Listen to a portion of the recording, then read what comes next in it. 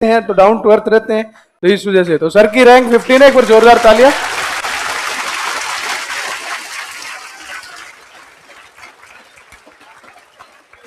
Sir के विचार और हाव भाव हमने भी देख लिया, बिल्कुल डाउन टू अर्थ रहते हैं, आपको लग भी रहा होगा।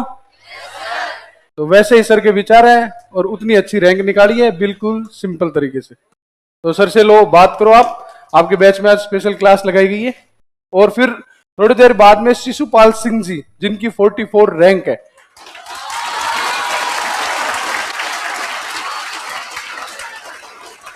तो वो भी थोड़ी देर में आपकी क्लास में आ जाएंगे, चलती क्लास में भेज देंगे उनको भी। तो आप दो टॉपर्स के बीच में आराम से अच्छे से बात करना, अच्छे से आपको जो भी है ना।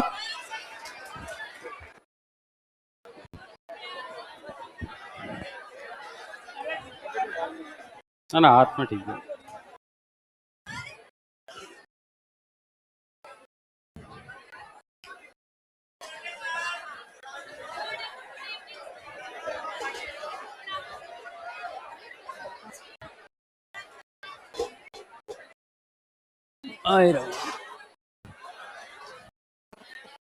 पहली बार मंच पे आया हूं तो बैठना भी सीख रहा हूं अभी।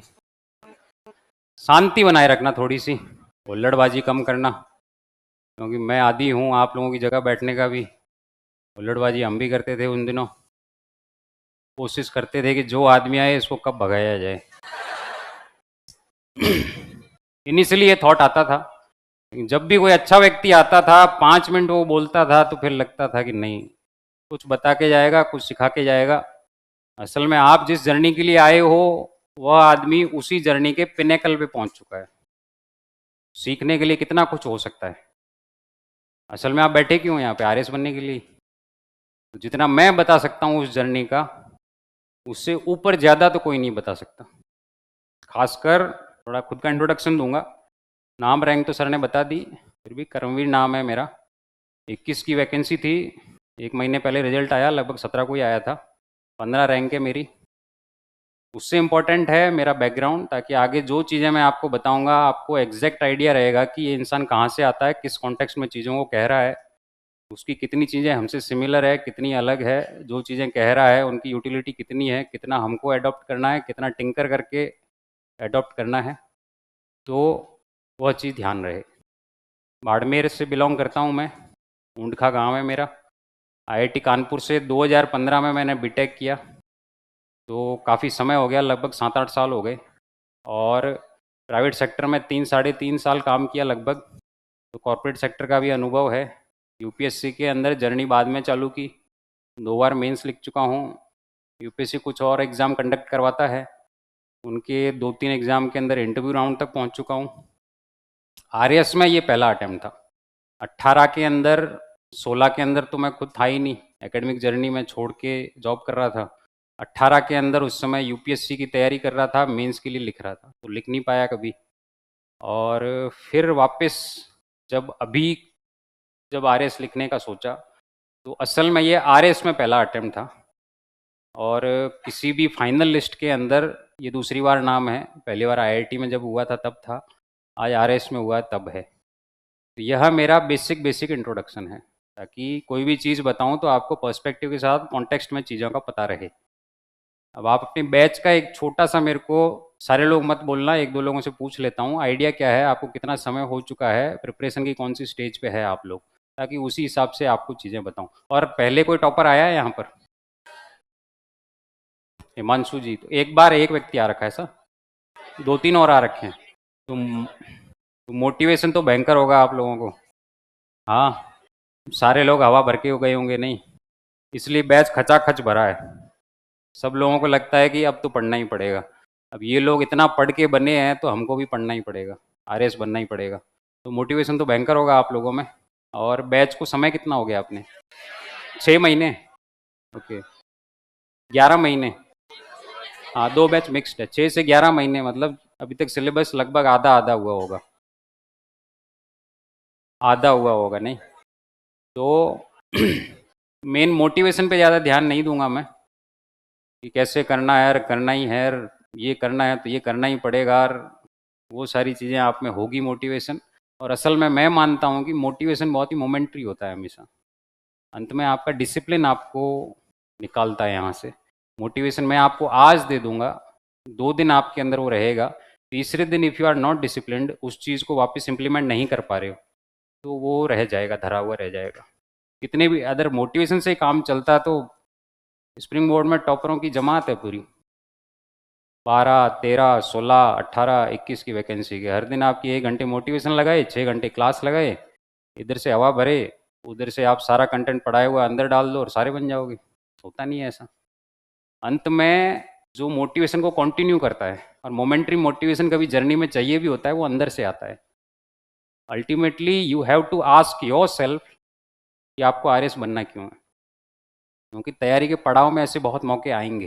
मतलब मैं सिर्फ कंपटीशन में आपकी पूरी क्लास ही डाल दूँ तब भी सीटें 988 है, आप में से कई चीज़ लोग रह जाएंगे।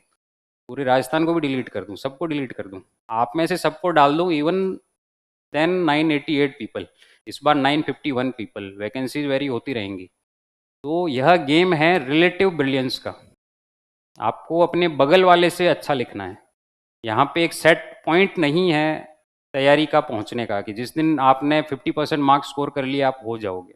यहाँ पे चैलेंज रहता है आप अपने पोटेंशियल के हिसाब से जितना मैक्सिमाइज कर पाओ, जितना मैक्सिमाइज कर पाओ। सबसे एग्जाम्पल है उसका, इस बार के नंबर 1 रैंक जो थे उनके, किसी को पता है मार्क्स वगैरह कितने थे उनके, स्टोरीज वगैरह? नहीं। उस बंदे के रिटर्न में मार्क्स थे 445, 445, और इंटरव्यू में मार्क्स थे उनके 47। ठीक है, मेरे 15 रैंक है, मेरे रिटर्न में मार्क्स है 382 और इंटरव्यू में मार्क्स है 63, मिला के होते हैं 445। उस आदमी के रिटर्न में ही 445 थे। वो आदमी इंटरव्यू देने ही नहीं जाता तो भी एसडीएम था। वो लेवल है ब्रिलियंस का। आपको कहीं पे रुकना नहीं है, जितना आप में पोटेंशियल है उसका मैक्सिमम देते हुए सारी चीज़ों को, और सारे एस्पेक्ट, रिटर्न हो, इंटरव्यू हो, उससे पहले प्री है जो सबसे पहला हर्डल आप क्रॉस करोगे, उन सब में जितना बेस्ट हो सके उतना देना है। ठीक है, तो ये जनरल एक मोटिवेशन है। अब मैं थोड़ा सा स्ट्रेटजी वाइज ही चलूँगा, ज़्यादा मोटिवेशन पे ध्यान नहीं दूंगा, ताकि eight the end of the day ये मोटिवेशन क्लास नहीं, रादर वैल्यू एडिशन क्लास हो। क्योंकि अंत में कई छोटी मोटी चीज़ें हैं। आप प्री में भी आपने देखा होगा, हर कोई बोलता है कि 60-70 नंबर तो मेरे भी आ रहे हैं तो मैं कर लूँगा, लेकिन 60-70 से 100 पहुँचना लड़ाई वो रहती है। 60-70 हर कोई आ जाएगा। किसी ने यदि 6 महीने भी क्लास में ईमानदारी से दिए हैं, रूम पे जाके आप बुक भी ना खोलो और यहाँ पे खुली आंखों से चीज़ें देख लो, सुन लो।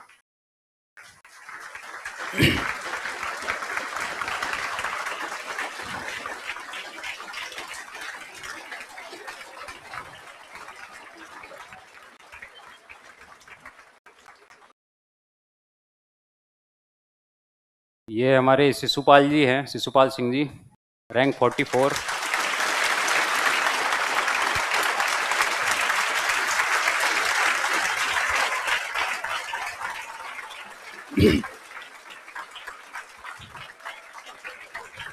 और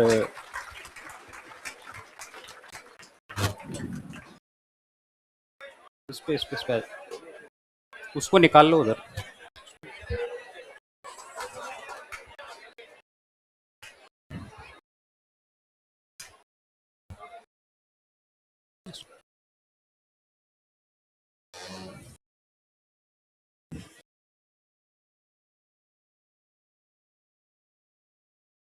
फिर फ्रेम में जचता नहीं है ना, इसलिए दोनों बराबर रहे। तो बैठ जाओ, बैठ जाओ इधर, आराम से चलेंगे। ये शिशुपाल सिंह जी है, मेरे बहुत अजीज मित्र हैं। दोनों की तैयारी, इंटरव्यू वगैरह, मेंस, सब कुछ साथ ही बीता, और फाइनल हर्डल भी साथ में ही क्रॉस हुआ। और अभी भी जहाँ पे भी क्लास में जाने का मौका मिल रहा है, कोशिश करते हैं कि दोनों एक साथ जाएं, क्योंकि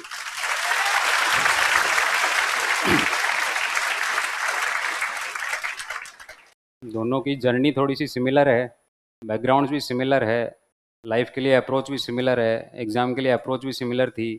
जितना हम दोनों टीम में बता सकते हैं आपको, जितना उतने की कोशिश करेंगे। मोटिवेशन पे ध्यान कम रखेंगे थोड़ा सा, और आपकी जो असल में तैयारी में कुछ चीज़ें नई निकल के आ पाए उन पे ध्यान रखेंगे। तो सबसे पहली चीज़ प्री है जैसे आपकी, तो प्री के अंदर सबसे मेन इम्पॉर्टेंट चीज़ होती है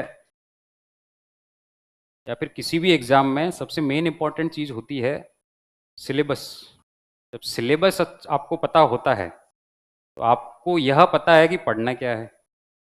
उसके बाद होते हैं प्रीवियस ईयर क्वेश्चंस। जब पीवाईक्यू का आपको पता है तो सिलेबस को किस डेप्थ तक जाके पढ़ना होता है वो पता होता है। मेंस के अंदर टॉपर की आंसर की जिस समय देखते हो, आंसर कॉपीज टॉपर्स की अवेलेबल रहती है, उसकी यूटिलिटी क्या होती है कि असल में जो कंटेंट आपको आता है उसको किस वेवलेंथ पे, किस कॉन्टेक्स्ट में, किस तरीके से चालू करके, स्ट्रक्चर क्या रहे, प्रेजेंटेशन क्या रहे, और ओवरऑल किन थीम्स को किस तरीके से पिक करके एड्रेस करना है। तो क्या पढ़ना है, किस डेप्थ तक पढ़ना है, और अंत में परोसना कैसे है। So it's a 3 stage process and you complete that through your syllabus, your previous year question papers and the toppers answer copies. So it's the most essential things while you prepare. जिस समय आप prepare phase में हो तो यह तीनों चीज़ें आपके मन मस्तिष्क में आसपास होनी चाहिए। कॉपी पढ़ भी रहे हो, फॉर एग्जांपल राजस्थान ज्योग्राफी पढ़ भी रही हो, तो कोई भी टॉपिक पढ़ रहे हो तो सबसे पहले कोशिश करो यह जानने की कि सिलेबस का कौन सी लाइन, कौन सा टॉपिक इससे क्लियर हो रहा है। फ़ायदा उससे क्या होता है, यदि आपको सिलेबस नहीं पता है और आप कवर टू कवर बुक पढ़ते हो तो आप हमेशा यही रहता है कि राजस्थान ज्योग्राफी पढ़नी है, पूरी पढ़ भी ली, अभी भी पता नहीं है कि पूरी पढ़ी या नहीं पढ़ी, क्योंकि सिलेबस नहीं पता। और सेकंड, इसमें से क्वेश्चन कितने आते हैं आपको यह भी नहीं पता, क्योंकि सब्जेक्ट के अंदर कई बार राजस्थान ज्योग्राफी है, जैसे राजस्थान हिस्ट्री है, उसकी लेंथ बहुत बड़ी है। स्पोर्ट्स एंड योगा है, बहुत छोटा है, 3-3 दिन में होने वाला है। लॉ है, 4 दिन में होता है। बिहेवियर 3 दिन में होता है। राजस्थान का जो पार्ट है उसको प्रिपेयर करने में बहुत समय लगता है। तो जो राजस्थान की हिस्ट्री है, आप बताओ मेंस में उसका कितना वेटेज रहता है। Rajasthan history only, not history total, वो 75 मार्क्स की है। राजस्थान हिस्ट्री कितने नंबर की आती है मेंस में? 2018 में 24 नंबर की आई थी, 2021 में 22 नंबर की आई थी, और इसके साथ साथ 20-20 नंबर के तो छोटे सब्जेक्ट है ही सारे। IR 18 से 20 नंबर का आता है। इनमें कितना एफर्ट लगता है। और IR के अंदर भी मैं स्मार्ट स्टडी का सेंस बता रहा हूँ। आप सिर्फ कवर टू कवर चीज़ों को पढ़ते रहेंगे बिना उनका कॉन्टेक्स्ट जाने, तो कभी आप अपने एफर्ट के अकॉर्डिंग चीज़ें नहीं निकाल पाएंगे। क्योंकि बच्चे कई बार बोलते हैं, सर पढ़ा तो मैं बहुत हूँ, आता मेरे को कुछ है नहीं, क्योंकि आप स्मार्ट स्टडी सेंस में नहीं करते हो। एक एग्जाम्पल ही दे रहा हूँ मैं, आप उससे समझ जाओगे कि कैसे स्मार्ट स्टडी के सेंस में आप चीज़ें कर सकते हो। जैसे 2021 IR हो गया आपका? नहीं हुआ, फिर भी न्यूज़ पढ़ते होंगे, IR की चीज़ें जानते होंगे। तो 2021 में जो हमारे प्रश्न आए थे, इस बार मैं प्रश्न पढ़ के बता रहा हूँ आपको सिर्फ। पहला प्रश्न 2 नंबर का, अब्राहम अकॉर्ड क्या है? न्यूज़ में है 1-1.5 साल से। थार्ड क्या है? S-400 इंडिया ने खरीदा, तो थार्ड जनरली न्यूज़ में आता रहता है। अगेन करंट का क्वेश्चन है। G20 समिट रोम में हुई थी, उसके अंदर मेजर इशू क्या डिस्कस हुए? अगेन न्यूज़ का पार्ट है। One sun one world one grid, ये अगेन जो COP समिट्स होती है उन्हीं का पार्ट है, उन्हीं के सॉल्यूशन है। और लास्ट के अंदर क्वाड की भूमिका इंडो पैसिफिक के अंदर, अगेन। तो यह चीज़ मेरे को आप आधा घंटा दे दो, मैं आपको 4 क्वेश्चन लिखवाऊंगा IR के, और इस बार वाले जो बच्चे होंगे उनके क्वेश्चन 20 में से 15 नंबर उससे आ ही जाएंगे। कितना एफर्ट लगा? कुछ नहीं लगा। थोड़ा सा आपको पता हो कि PYQ में पूछा कैसे जाता है, लिखने का सेंस आप अपनी आंसर राइटिंग प्रैक्टिस से निकाल लोगे, और थोड़ी सी स्ट्रीट स्मार्टनेस, या आपको सिलेबस के कॉर्नर्स पता है सारे, उनका मेंस और प्री के अंदर क्या क्या चीज़ें आती है वो पता है, और उसके थ्रू आप आराम से निकल सकते हो। ठीक है, तो प्री के अंदर सबसे पहली स्टेज के अंदर आपको सिलेबस पता हो, चीज़ें, PYQ कैसे पूछे जाते हैं, मैथ होगी जो कई बच्चों को अच्छी नहीं आती होगी, तो मैथ छोड़ना नहीं है पूरा। कई बार ऐसे क्वेश्चन भी आएंगे जब आपसे सामान्य औसत निकलवाया जाएगा। यदि आप उस चीज़ को छूते भी नहीं हैं और एक बार पढ़ते भी नहीं है, तो कम से कम मैथ 20 नंबर की आती है, मैथ और रीजनिंग। 2-3 क्वेश्चन ऐसे भी होंगे जो आप सिर्फ यदि आप बैठ के पढ़ा है, सुना है, 2-3 प्रश्न कर लोगे। और 2-3 प्रश्नों का कितना फायदा होता है, मेरे जिस अभी वैकेंसी में सिलेक्शन हुआ है, जिस समय मैं एंटर किया था 2021 में, इस सारे साइकिल में राजस्थान का पार्ट मेरा इतना अच्छा नहीं था, तो ज़्यादा रिलाई मैं करता था इंडिया के पार्ट पे। राजस्थान का पार्ट जितना हो सके कम समय में कर पाया वो कर पाया। लेकिन मेरे फाइनली मार्क्स आए थे 92, कट ऑफ थी 86। 92 भी इन्फ्लेटेड मार्क्स थे, इन द सेंस कि कुछ क्वेश्चन डिलीट होते हैं। तो जो वेटेज अभी भी पेपर का 200 नंबर वेटेज रहता है, पर क्वेश्चन वेटेज ज़्यादा बढ़ जाता है। यदि 200 क्वेश्चन ही रहते तो मेरे मार्क्स अभी भी 86 के आसपास होते। तो मैं कहीं ना कहीं एक एक सेंस में पॉइंटों से निकला हूँ। मेरे वो क्वेश्चन डिलीट हुए जो मेरे किए हुए थे ही नहीं, तो मेरे घाटा कुछ नहीं हुआ, फायदा हुआ। लेकिन जब वो एक दो क्वेश्चन का जो मार्जिन इसमें ऐड होता है, तो आप खुद सोचो कि यदि मैं उस मार्जिन से साथ नहीं खेलता, एक दो क्वेश्चन की यूटिलिटी नहीं समझ पाता, राजस्थान हिस्ट्री है, राजस्थान ज्योग्राफी है, राजस्थान ज्योग्राफी उस समय मेरी बहुत वीक थी, लेकिन मैं बाड़मेर से आता हूँ, एक जगह उसमें क्वेश्चन था जिप्सम कहाँ मिलता है राजस्थान के अंदर प्रोमिनेंटली, मुझे कम से कम मेरे घर के आसपास के तो पता थे, वो क्वेश्चन मैं कर लिया। ऐसे एक दो क्वेश्चन और थे जिनमें इन सब्जेक्ट को छुआ नहीं था, लेकिन हमेशा से ये था कि करने हैं, तो आप कहीं ना कहीं से चीज़ें निकालते हो, सिलेबस का आइडिया था। तो वहाँ से मेरा प्री क्लियर हुआ, और प्री क्लियर होने के बाद यदि मेरा नहीं हुआ होता था, आप सोचो 15 रैंक तो मैं क्या सोचता। तो हर एक चीज़ इस बार के प्री में भी कई बच्चे आपको मिले होंगे जिनके 100.33 मार्क्स है, 34 35, कट ऑफ 100.69 है, बहुत ही मार्जिनली रहे हैं। वो तो ये भी नहीं कह सकते कि हम एक क्वेश्चन से रहे हैं, तो एक क्वेश्चन भी नेगेटिव मार्क को पॉजिटिव मिला लो तो 2 नंबर का होता है।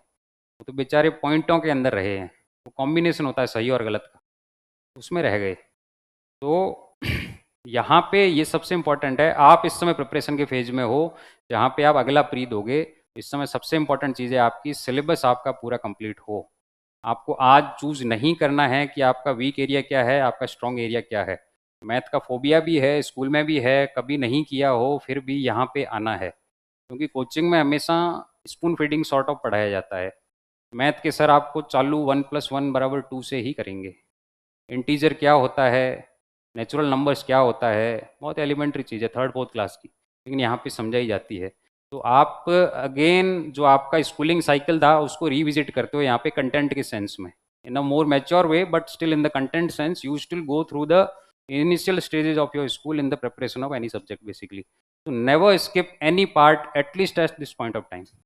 इस समय आपको सारी चीज़ें पढ़नी है ताकि सिलेबस की सारी चीज़ें रहे, और कभी मान लो ऐसा मौका आए जब आपके भी प्री की कट ऑफ या फिर मेंस की कट ऑफ के मार्जिनल कॉल हो, तो आप ऐसे कुछ क्वेश्चन हैं जिनको आप निकाल पाओ और अंत में खुद को ही धन्यवाद दे पाओ कि सिलेबस पूरा था अपना, एक दो क्वेश्चन।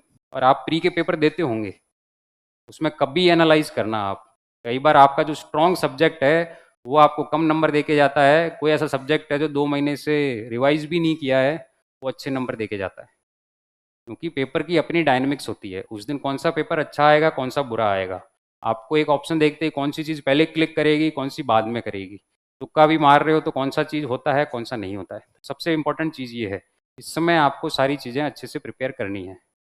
सेकंड मेंस वाला पार्ट है, इसमें भी पेपर मैनेजमेंट और इन सब पे और विषय है, ये शिशुपाल जी पिक करेंगे, या फिर कुछ और थीम्स रह जाएगी तो वापस सेकंड आइट्रेशन में मैं और पिक करूँगा। सेकंड है मेंस प्रिपरेशन, उसमें भी अगेन ये सेम चीज़ें चलती है। अगेन आपका सिलेबस, आपके previous year question paper and toppers की आंसर कीज, यहाँ से पूरा चालू होता है। प्रिपरेशन यहीं से ही चालू करते हैं। आप पहले दिन जब आंसर लिखते हैं तब इन्हीं चीज़ों को ध्यान में रख के इन्हीं चीज़ों से चालू करते हैं। यह आपकी बाइबिल है। आपके नोट्स बड़ी चीज़ नहीं होती, नोट्स तो कहीं से किधर से भी ले आओ, लेकिन सबसे इम्पॉर्टेंट चीज़ है कि ऐसी कौन सी चीज़ है जो हर बच्चा फॉलो करता है, जो सेलेक्ट होता है। ऐसा एक भी बच्चा नहीं होगा जिसके पास सिलेबस PYQ या फिर एक टॉपर्स के सेंस नहीं हो आंसर लिखने के। मैं अपने प्रिपरेशन फेज में मैं यूपीएससी से यहाँ माइग्रेट किया था। यूपीएससी में 250 वर्ड का एक आंसर लिखना होता था, तो उसकी अपनी डायनेमिक्स होती थी। आपको इंट्रोड्यूस करना है, उसकी थीम बिल्ड करनी है, देन मेन कंटेंट पे जाना है, कनेक्टिंग पैराग्राफ, 17 चीज़ें होती थी। यहाँ मैं आया लिखने के लिए, पहली बार अपनी टेस्ट सीरीज में मैंने लिखना चालू किया, मेरे को जैसे एथिक्स के अंदर 70 नंबर ही मिले थे, और यहाँ टॉपर के 140 145 आए थे। एथिक्स के नॉलेज में मेरी कोई दिक्कत नहीं थी, लेकिन आंसर राइटिंग का एक सेंस होता है, पैटर्न होता है, मैं अलग सेंस में लिखता था। और RS के अंदर जनरली आपका कंटेंट जो है, कीवर्ड्स हैं, स्टॉक जो कंटेंट होता है उसकी बहुत यूटिलिटी होती है। तो वह चीज़ मेरे को समझने में थोड़ा समय भी लगा, और एग्जैक्टली मेरे को कौन समझा पाएगा। आज मैं किसी के पास भी बैठूं तो वो सारी चीज़ें तो मुझे नहीं बता सकता कि मेरे क्या कमी है क्या नहीं है, वो सिर्फ हिंट ही देगा कि इस तरीके से चीज़ें कर लो। सबसे अच्छा सोर्स फिर मेरे को मिलता था पुरानी कॉपीज, टॉपर्स की कॉपीज भी तब लेट आई थी, तो तब तक मैं देखा करता था अपने स्प्रिंग बोर्ड के भी, Shivakshi खंडल ma'am rank 3 last time, उनकी अपने यहाँ की टेस्ट सीरीज की कॉपीज़ उपलब्ध थी, एंड दे वर ब्रिलियंट। बहुत अच्छी कॉपीज़ है, आपकी इच्छा करे तो उनके टेलीग्राम चैनल पे चले जाना, उनकी कॉपीज़ आपको वहाँ मिलेगी। वहाँ से मुझे सेंस आया कि सेम कंटेंट को मुझे इस सेंस में परोसना है, तब जाके 10 में से 3 की जगह 6.5 मैं पिक कर लूँगा। तो यह सबसे बड़ा रोल मेरे प्रिपरेशन के अंदर limiting role, other critical role play किया। वो एक जो अवेयरनेस होती है कि आपको अल्टीमेटली जो प्रेजेंट करना है, आपको उसका सेंस तो रहे। आपको उसका सेंस ही नहीं है कि अल्टीमेटली लिखना कैसे है, क्योंकि आंसर की जो कॉपी चेक होती है वहाँ पर आप जैसा सोच रहे हो कि मैं अपने सेटिस्फेक्शन से सारा कंटेंट डाल आया, और वह कंटेंट वो आदमी पहली लाइन से पढ़ेगा और 7वीं 8वीं 10वीं 12वीं लाइन तक वो पढ़ता ही चला जाएगा और उसको सारा कंटेंट मिल जाएगा, फिर वो मेरे को मार्क्स देगा। ऐसा नहीं होता। वहाँ जो कॉपी चेक करने वाला आदमी है वो 30-35 साल से प्रोफेसर है। इतनी कॉपियाँ उसने चेक कर ली होगी, कॉपी देखते ही उसको समझ में आ जाता होगा। और आपकी कॉपी जिस समय वो चेक करने आया है उसके लिए वो अभी भी एक प्रोफेशनल एक्टिविटी है। सो वो जितना हो सके उतना आउटपुट दिन की कॉपी में निकालेगा, और उसकी जवाबदेही कुछ नहीं है, किसी के प्रति भी नहीं है। उसने नंबर चढ़ा दिए, वापस चेक करने वाला भी कोई नहीं है। एट बेस्ट आप उस रीटोटलिंग करवा सकते हो। आप ये कभी नहीं कह सकते कि मेरी कॉपी में कम नंबर क्यों दिए, ज़्यादा नंबर क्यों दिए। यह चीज़ मेन है। तो वहाँ जो कॉपी चेक होती है वो बहुत कम समय में चेक होती है। कॉपी चेक करने का तरीका ये होता है कि आपके पहले 1 या 2 क्वेश्चन जनरली पढ़े जाते हैं। वहाँ से आपकी लैंग्वेज कॉम्पिटेंसी है उसको चेक किया जाता है, इस आदमी की लैंग्वेज कैसी है, कीवर्ड्स को कनेक्ट कर पाता है कि नहीं कर पाता, क्वेश्चन की डिमांड के अनुसार थीम समझ पाया कि नहीं पाया, चालू उसने वहाँ से किया या नहीं किया। जिस समय उसको लैंग्वेज कॉम्पिटेंसी का समझ आ गया कि हाँ आदमी के पास लैंग्वेज है, सारी चीज़ें हैं, तो आपकी पूरी कॉपी में वो थ्रू आउट फिर कंटेंट ही देखेगा।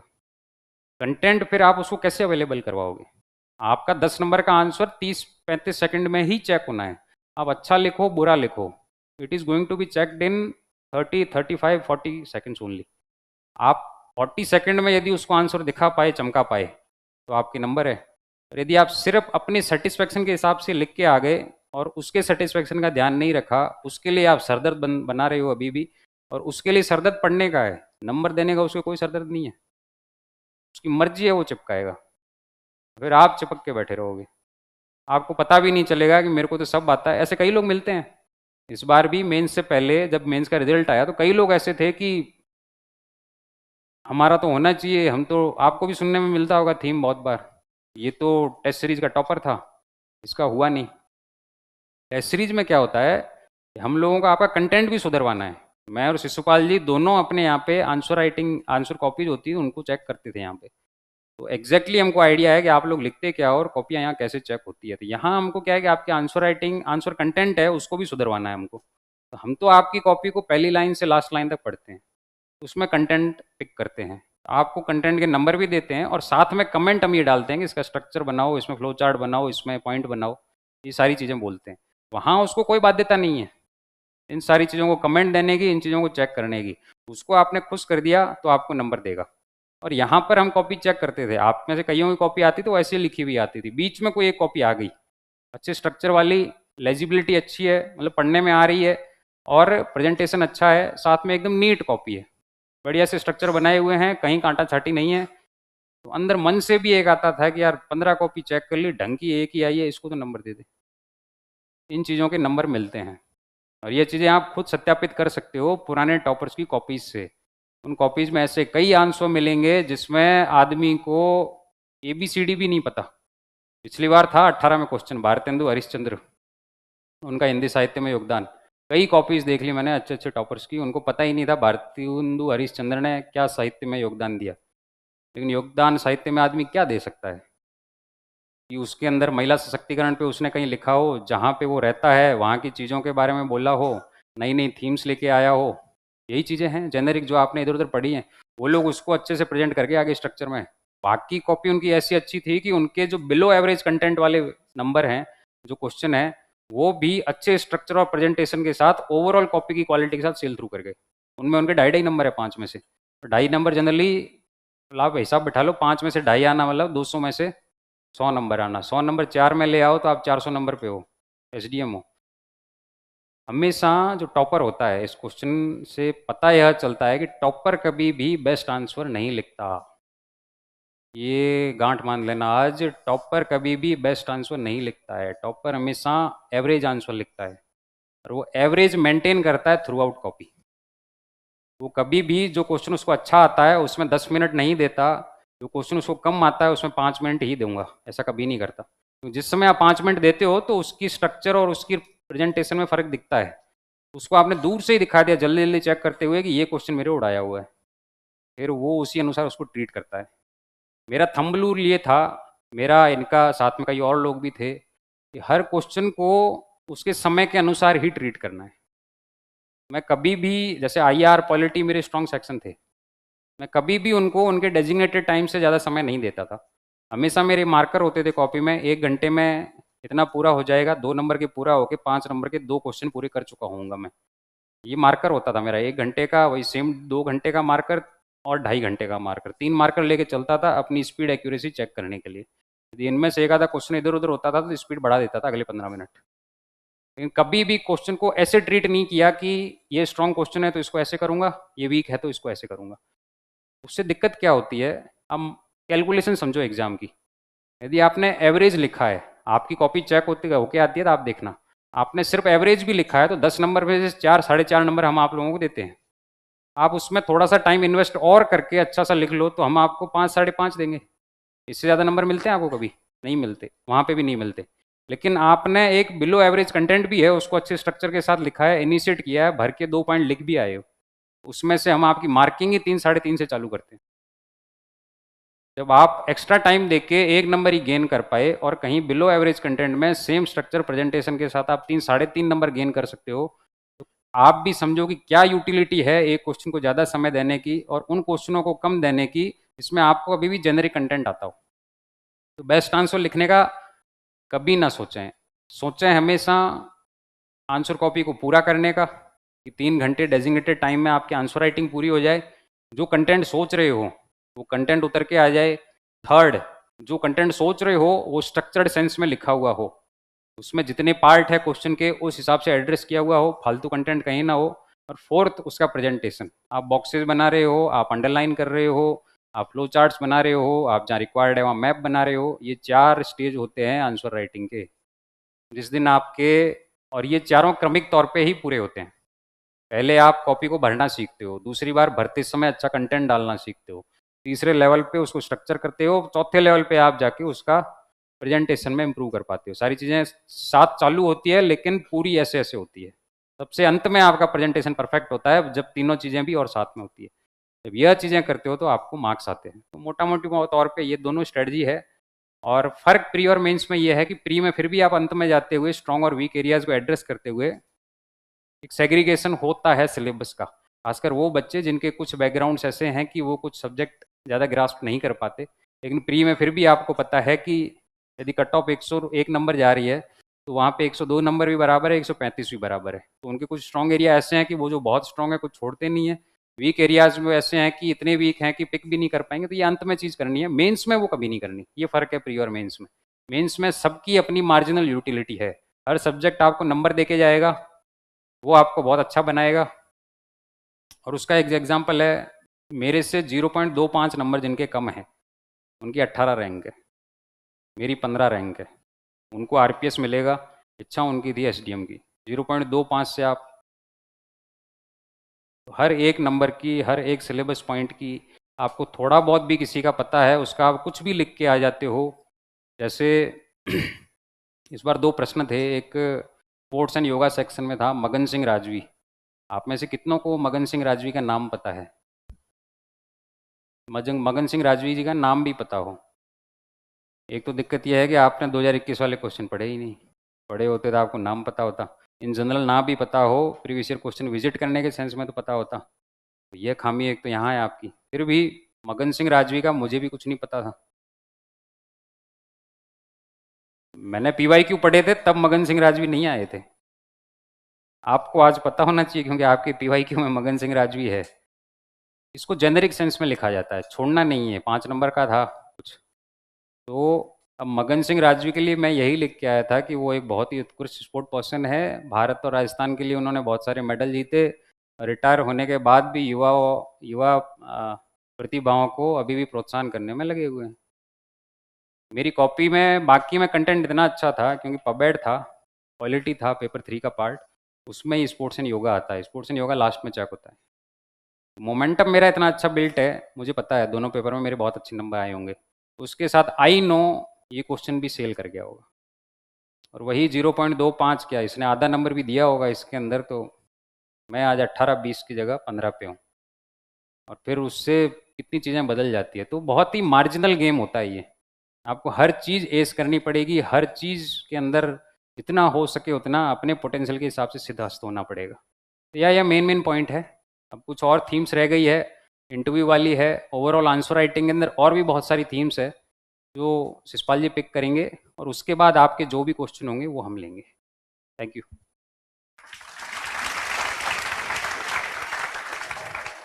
धन्यवाद कर्मवीर सिंह जी, ये मेरे अच्छे मित्र हैं, तभी मैं इनके साथ आया हूँ। ये अभी मगन सिंह जी राजवी का जिक्र कर रहे थे। यहाँ कितनी लड़कियां ऐसी है जिनकी हॉबी फुटबॉल खेलना है, गर्ल्स की? फुटबॉल किसी की नहीं है? तो फिर तो आप कैसे जानेंगे। एक्चुअल में यूं हुआ था कि मगन सिंह राजवी जो है बीकानेर के ढिंगसरी गांव से बिलोंग करते हैं। इंडियन फुटबॉल टीम के कैप्टन रहे हैं लंबे टाइम तक, और अभी वो पिछले कुछ सालों से राजस्थान में लड़कियों के लिए फुटबॉल में बहुत अच्छा कर रहे हैं। इसी रेफरेंस में वो पूछे गए थे। एक दिन क्या हुआ था, बीकानेर के दैनिक भास्कर या पत्रिका में रिकॉल नहीं कर पा रहा हूँ, दोनों में से किसी एक अखबार में खबर छपी थी, पूरा एक कॉलम छपा था। उस कॉलम में लिखा हुआ था, कॉलम की हेडिंग ऐसी थी, वो फुटबॉलर जो अपने किक से फुटबॉल फाड़ देता था। ये जिक्र हो रहा था मगन सिंह राजवी का। मेरे कोई मित्र हैं, राठौड़ हैं, विक्रम राठौड़, वो उनके परिचित हैं, रिश्तेदार हैं। अपने जनरली ऐसा होता है कि रिश्तेदार कुछ अच्छा करता है तो अपने को प्राउड फील होता है। उन्होंने वो फोटो का स्टेटस लगाया व्हाट्सएप पे। मैंने व्हाट्सएप स्टेटस देखा था, वो मुझे 2 नंबर दे गया। आप सोचिए कौन सी चीज आपके लाइफ में कब काम आ जाए पता नहीं होता है।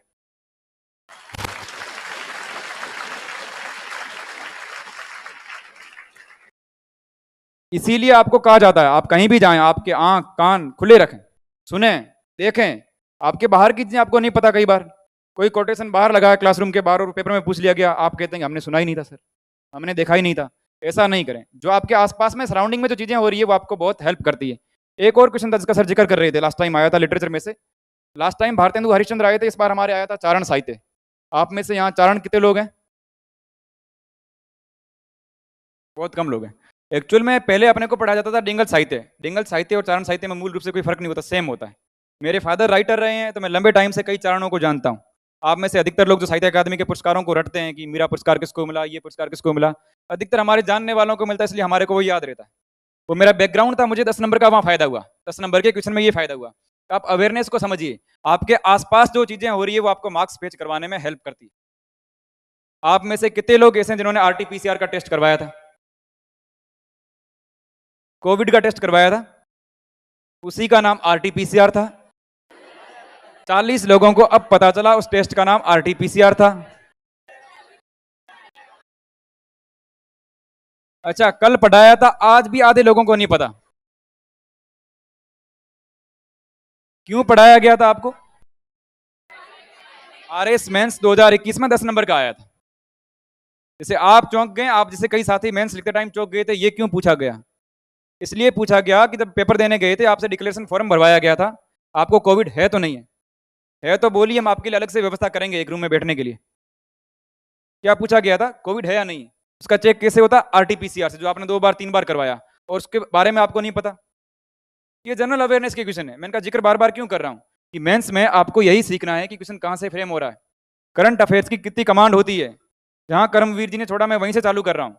आप प्रीवियस ईयर्स के क्वेश्चंस को देखिए, आप एनालाइज कर पाएंगे। हर सेगमेंट में ऐसे क्वेश्चंस बहुत सारे आ रहे हैं जो प्रॉपरली करंट ओरिएंटेड हैं। आप में से किसी को लगता है कि हिस्ट्री में भी करंट अफेयर आता है? हिस्ट्री में करंट अफेयर होता है क्या? हाँ बिल्कुल होता है। आप लास्ट ईयर के पेपर देखेंगे, हर बार कोई ना कोई जो क्वेश्चन आया उसके पीछे कोई ना कोई रेफरेंस रहा है। आप में से कितने लोग मेक इन इंडिया को जानते हैं? सुना होगा मेक इन इंडिया। इसका लोगो मेरे को इंटरव्यू में पूछा गया था। वैसे मेक इन इंडिया देसी उद्योगों को प्रमोट करना चाह रहा है। यही देसी उद्योग मेंस में पूछे गए थे हिस्ट्री वाले क्वेश्चन में। 1920 से 1950 के टाइम फ्रेम में जो भी देसी उद्योग आए थे वो 10 नंबर के पूछे गए थे। उसी मेक इन इंडिया से जुड़ा हुआ कार्यक्रम में स्टार्टअप पूछा गया। ऐसे बहुत सारे क्वेश्चन है जो प्रॉपरली करंट ओरिएंटेड होते हैं। कुंवर सिंह जी का कंट्रीब्यूशन पूछा गया था, उस साल उनकी बहुत बड़ी जयंती मनाई गई थी, इसलिए वो पूछा गया था। ऐसे बहुत सारे क्वेश्चन होते हैं जो हिस्ट्री में हो, चाहे पॉलिटी में हो, इकोनॉमी में हो, IR में, प्रॉपर करंट में होते हैं। IR का कर्मवीर जी जिक्र कर रहे थे, इनकी इसी में कमांड, इसलिए बार बार IR का जिक्र करते हैं। IR के अच्छे ज्ञाता हैं कर्मवीर जी। आप नोटिस करिए, अक्टूबर, नवंबर, दिसंबर, जनवरी, अक्टूबर, नवंबर, दिसंबर तो 2021 के, जनवरी 2022 का। इन 4 महीने का आप करंट अफेयर पढ़ लीजिए, एक भी क्वेश्चन आईआर का उससे बाहर नहीं मिलेगा। जिस आईआर को आप लंबा टाइम देते हैं, सोचिए आप 2-3 महीने का करंट अफेयर आईआर का 20-30 पेज का भी पढ़ लेंगे तो आपको मोटा मोटा आइडिया हो जाएगा कि क्या क्वेश्चन फ्रेम होते हैं। तभी कर्मवीर जी इतने कॉन्फिडेंस से कह रहे थे कि मैं आधे घंटे की क्लास में आपको बता दूंगा 15 नंबर का कंटेंट क्या आएगा।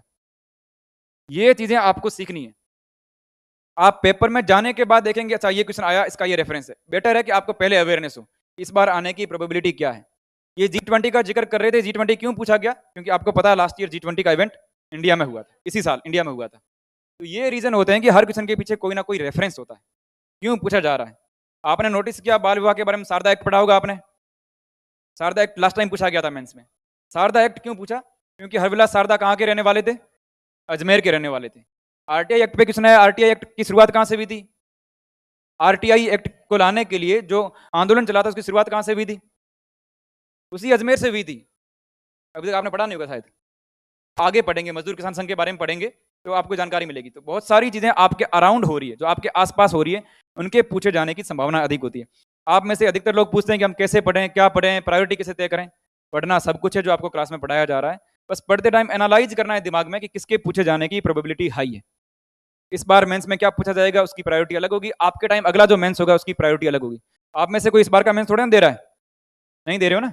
हाँ, तो आपका जो मेंस आएगा उस टाइम क्या पूछा जाएगा, किसकी प्रोबेबिलिटी हाई है, उस टाइम तय होता है। इसलिए जरूरी है कि आप आज से लेकर के जब तक करंट अफेयर से जुड़े रहेंगे तो आप अपने आप को कनेक्ट कर पाएंगे। सिलेबस को इंटरलिंक करना जरूरी होता है। आप में से एथिक्स पढ़ लिया आप लोगों ने? नहीं पढ़ी अभी तक? नहीं पढ़ी। एंशिएंट हिस्ट्री पढ़ी है? दोनों ही नहीं पढ़े। शास्त्र हिस्ट्री आर्ट एंड कल्चर कोई नहीं। जब आप एंशिएंट हिस्ट्री को पढ़ोगे फिर दोबारा एथिक्स को पढ़ोगे, आपको ऐसा लगेगा कि सर वापस रिपीट करवा रहे हैं। आपको लगेगा हम तो महावीर को पढ़ के आ गए, हम बुद्ध को पढ़ के आ गए हैं। चीजें आपस में ओवरलैप करती है। आप पॉलिटी पढ़ने के बाद पबेट पढ़ेंगे तो आपको लगेगा चीजें आपस में इंटरलिंक हो रही है। यहां तक कि कई बच्चे पूछते हैं कि हम पेपर 4 में अच्छा कैसे करें। मैं कई बार सलाह देता हूं, आपका पेपर 1, 2, 3 जो है वही पेपर 4 को तय करता है। आप ऐसे लिख रहे हैं लास्ट ईयर का राजस्थान की कला संस्कृति, आप कहां पढ़ेंगे उस कंटेंट को? राजस्थान की हिस्ट्री आर्ट एंड कल्चर में। जो आपको राजवीर सर ने पढ़ाया वही आपको हिंदी वाले पेपर में लिखना है। इंग्लिश में आप लिख रहे हो जस्टिस डिलेड, जस्टिस डिनाइड, देर से दिया गया न्याय अन्याय है। ये आप कहां पढ़ोगे? पॉलिटी में पढ़ोगे। जब पॉलिटी में आप पढ़ोगे सुप्रीम कोर्ट के कितने केस पेंडिंग है तो आप वहां पढ़ोगे। इसका मतलब ये होता है कि सारी चीजें आपस में ओवरलैप करती है। ये मेंटली आप तय कर लीजिए कि जो चीजें आपके सामने आ रही है वो एक पेपर से नहीं आ रही है। सारे सब्जेक्ट कॉमन होते हैं, आपको एक साथ काम आते हैं। पॉलिटी में पढ़ी हुई चीजें, स्टेट पॉलिटी में पढ़ी हुई चीजें आपको पब्लिक एडमिनिस्ट्रेशन में काम आएगी। इसका मतलब ये है कि एक सब्जेक्ट दूसरे से लिंक करता है। जैसे बिहेवियर और मैनेजमेंट हो गए, वो आपस में लिंक करेंगे। बहुत सारा पोर्शन ऐसा है जो आपने इकोनॉमी में पढ़ा वही चीज आपको मैनेजमेंट में पढ़ाया जाएगा। आप प्रीलिम्स में जो सेगमेंट इकोनॉमी में पढ़ रहे हैं वही सब्जेक्ट मेंस में मैनेजमेंट में चला जाएगा। तो मेन अप्रोच प्रीलिम्स की बात होगी, हम मेंस की बात कर रहे थे। आप फ्रेमिंग कैसे करते हैं? आप में से कई लोगों की कॉपी मैंने चेक की है। ये बैच कौन सा F2 और F5 है ना यहाँ पे? हाँ, कई बार आई है, F2 की भी आई, F5 की भी कॉपियाँ आई है। कभी आप एग्जामिनर नेम चेक करेंगे, करमवीर सिंह, शिषपाल सिंह देखने को मिले, सोच रहे ना हम हैं, वही अलग नहीं है। आपको ये गलतफहमी होती है हमारी कॉपियाँ कौन चेक करता है? यही लोग चेक करते हैं जो यहाँ से जुड़े हुए हैं, अलग से बाहर से लोग नहीं आते कोई। तो आप अपनी कॉपी को देखिए, अपने कॉपी में जो पूछा गया उस चीज को देखिए। यहाँ मेरी कुछ कॉपीज है जिनको मैं लेके आया था आपको दिखाने के लिए। आपको फ्रेमिंग का पता चले, आप क्या फ्रेमिंग कर रहे हो, क्या नहीं कर रहे हो, आपसे पूछा क्या जा रहा है, आप क्या आंसर कर रहे हो। कई बार ऐसा होता है कि पूछ कुछ और रहे हैं और आप आंसर कुछ और कर रहे हो।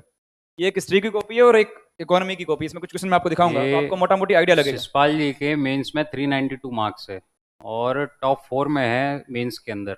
इनकी थोड़ी किस्मत खराब थी, इंटरव्यू में रह गए, किस्मत खराब थी। बाकी मेंस के अंदर इनके 392 है। तो he is the competent person who can tell you about answer writing. तो ध्यान से सुनिएगा। मेरे चारों पेपरों में मिला के 391.50 मार्क्स हैं। पेपर 1 में 94, सेकंड में 94.75, 3 में 101 है अराउंड और 4 में 103। आप समझिए जो आपको करमवीर जी कह रहे थे कंसिस्टेंसी चाहिए, ये होती है कंसिस्टेंसी। आप चारों पेपरों में अराउंड 100 स्कोर कर रहे हो, इसका मतलब क्या है कि आप टॉप 5 में फिनिश करोगे इजीली। 391 मार्क्स यानी मैं 400 को टच नहीं कर पाया, फिर भी चौथी रैंक। 400 टच करता तो कौन सी रैंक होती? तीसरी होती। इतना फर्क पड़ता है। मेंस के मार्क्स बहुत ज्यादा इंपॉर्टेंस रखते हैं आपकी सफलता में।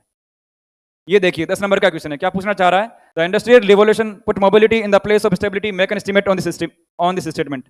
ये वाला प्रश्न आपके साथ हुआ नहीं होगा ना, चेंज कर लेता हूं क्वेश्चन। हाँ, ये आपके मॉडर्न हिस्ट्री भी का क्या हुआ है? Rajasthan history art and culture, उसके अलावा एक एक करके बोलिए प्लीज, एक एक करके। क्या क्या हुआ? पबेट हो गया, आधा पार्ट हो गया, हिंदी इंग्लिश का चौथा पेपर हो गया पूरा, Rajasthan history art and culture होगी, उसके अलावा 4 ही सब्जेक्ट हुए हैं।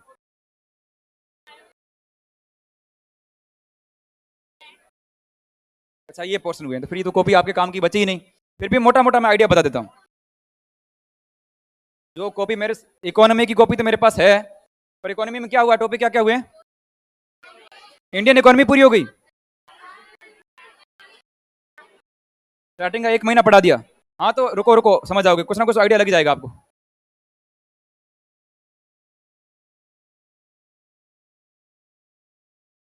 अरे थोड़ी शांति बनाए रखो, अभी समझ में आ जाएगा। मैं कुछ भी नया नहीं करवाने वाला, वही करवाऊंगा जो आपके सिलेबस में है। इकोनॉमी का जो सेगमेंट हो रखा है आपने, उसी में से क्वेश्चन लेंगे।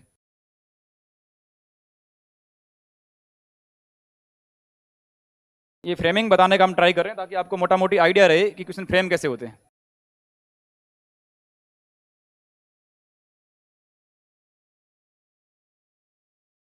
आप स्क्रॉल, ये अपने आप स्क्रॉल हो रही है?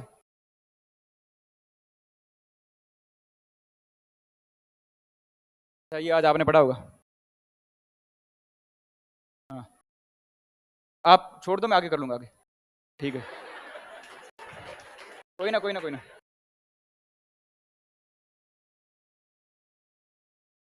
एमएसएमई हो गया?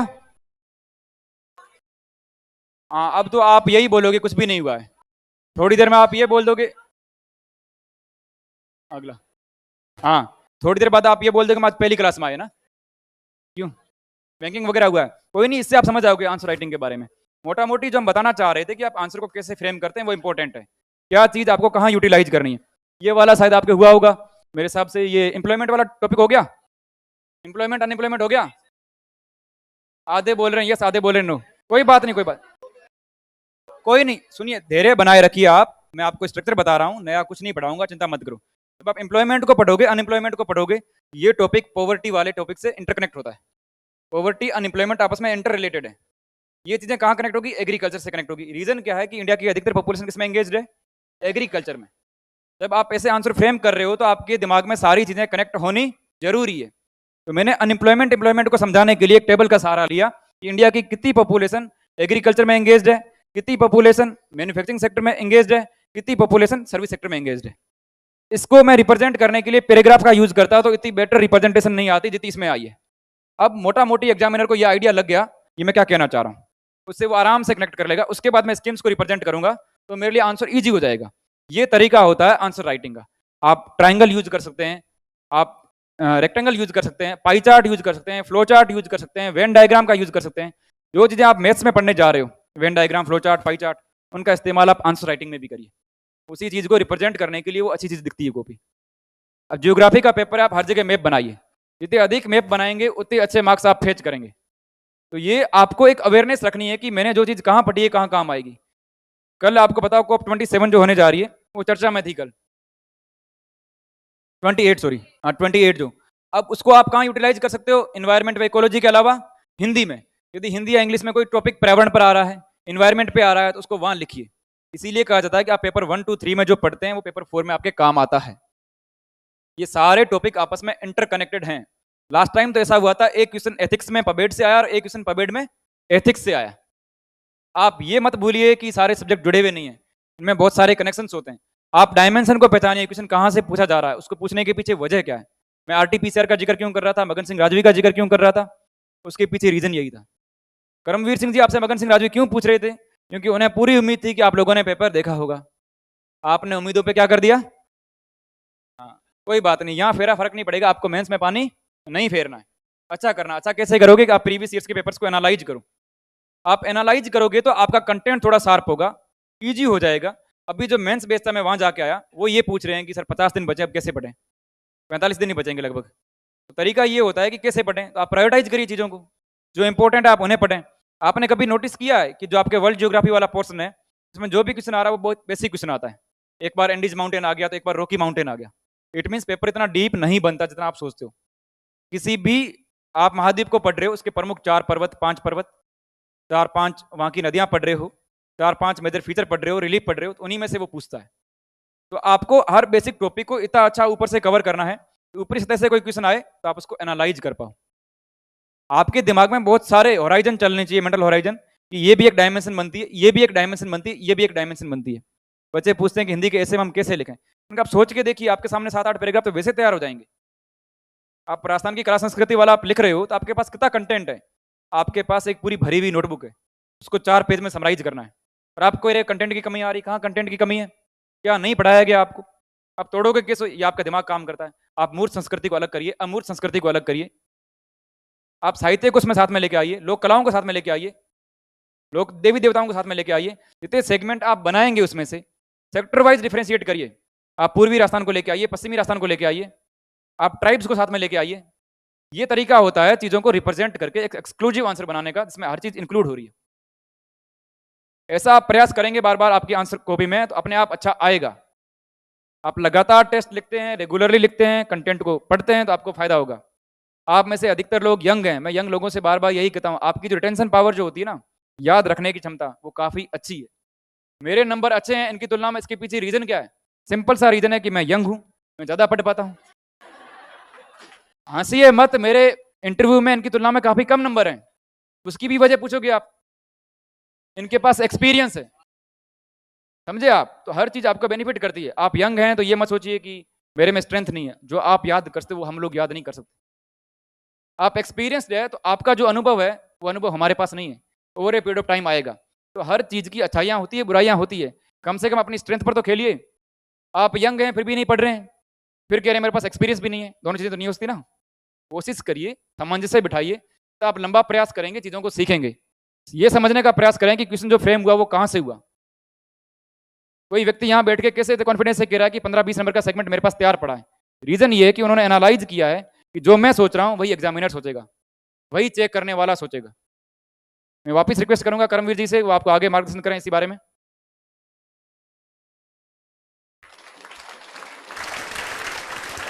वैसे इन्होंने जो इतनी चीजें कही है सारी सही नहीं है।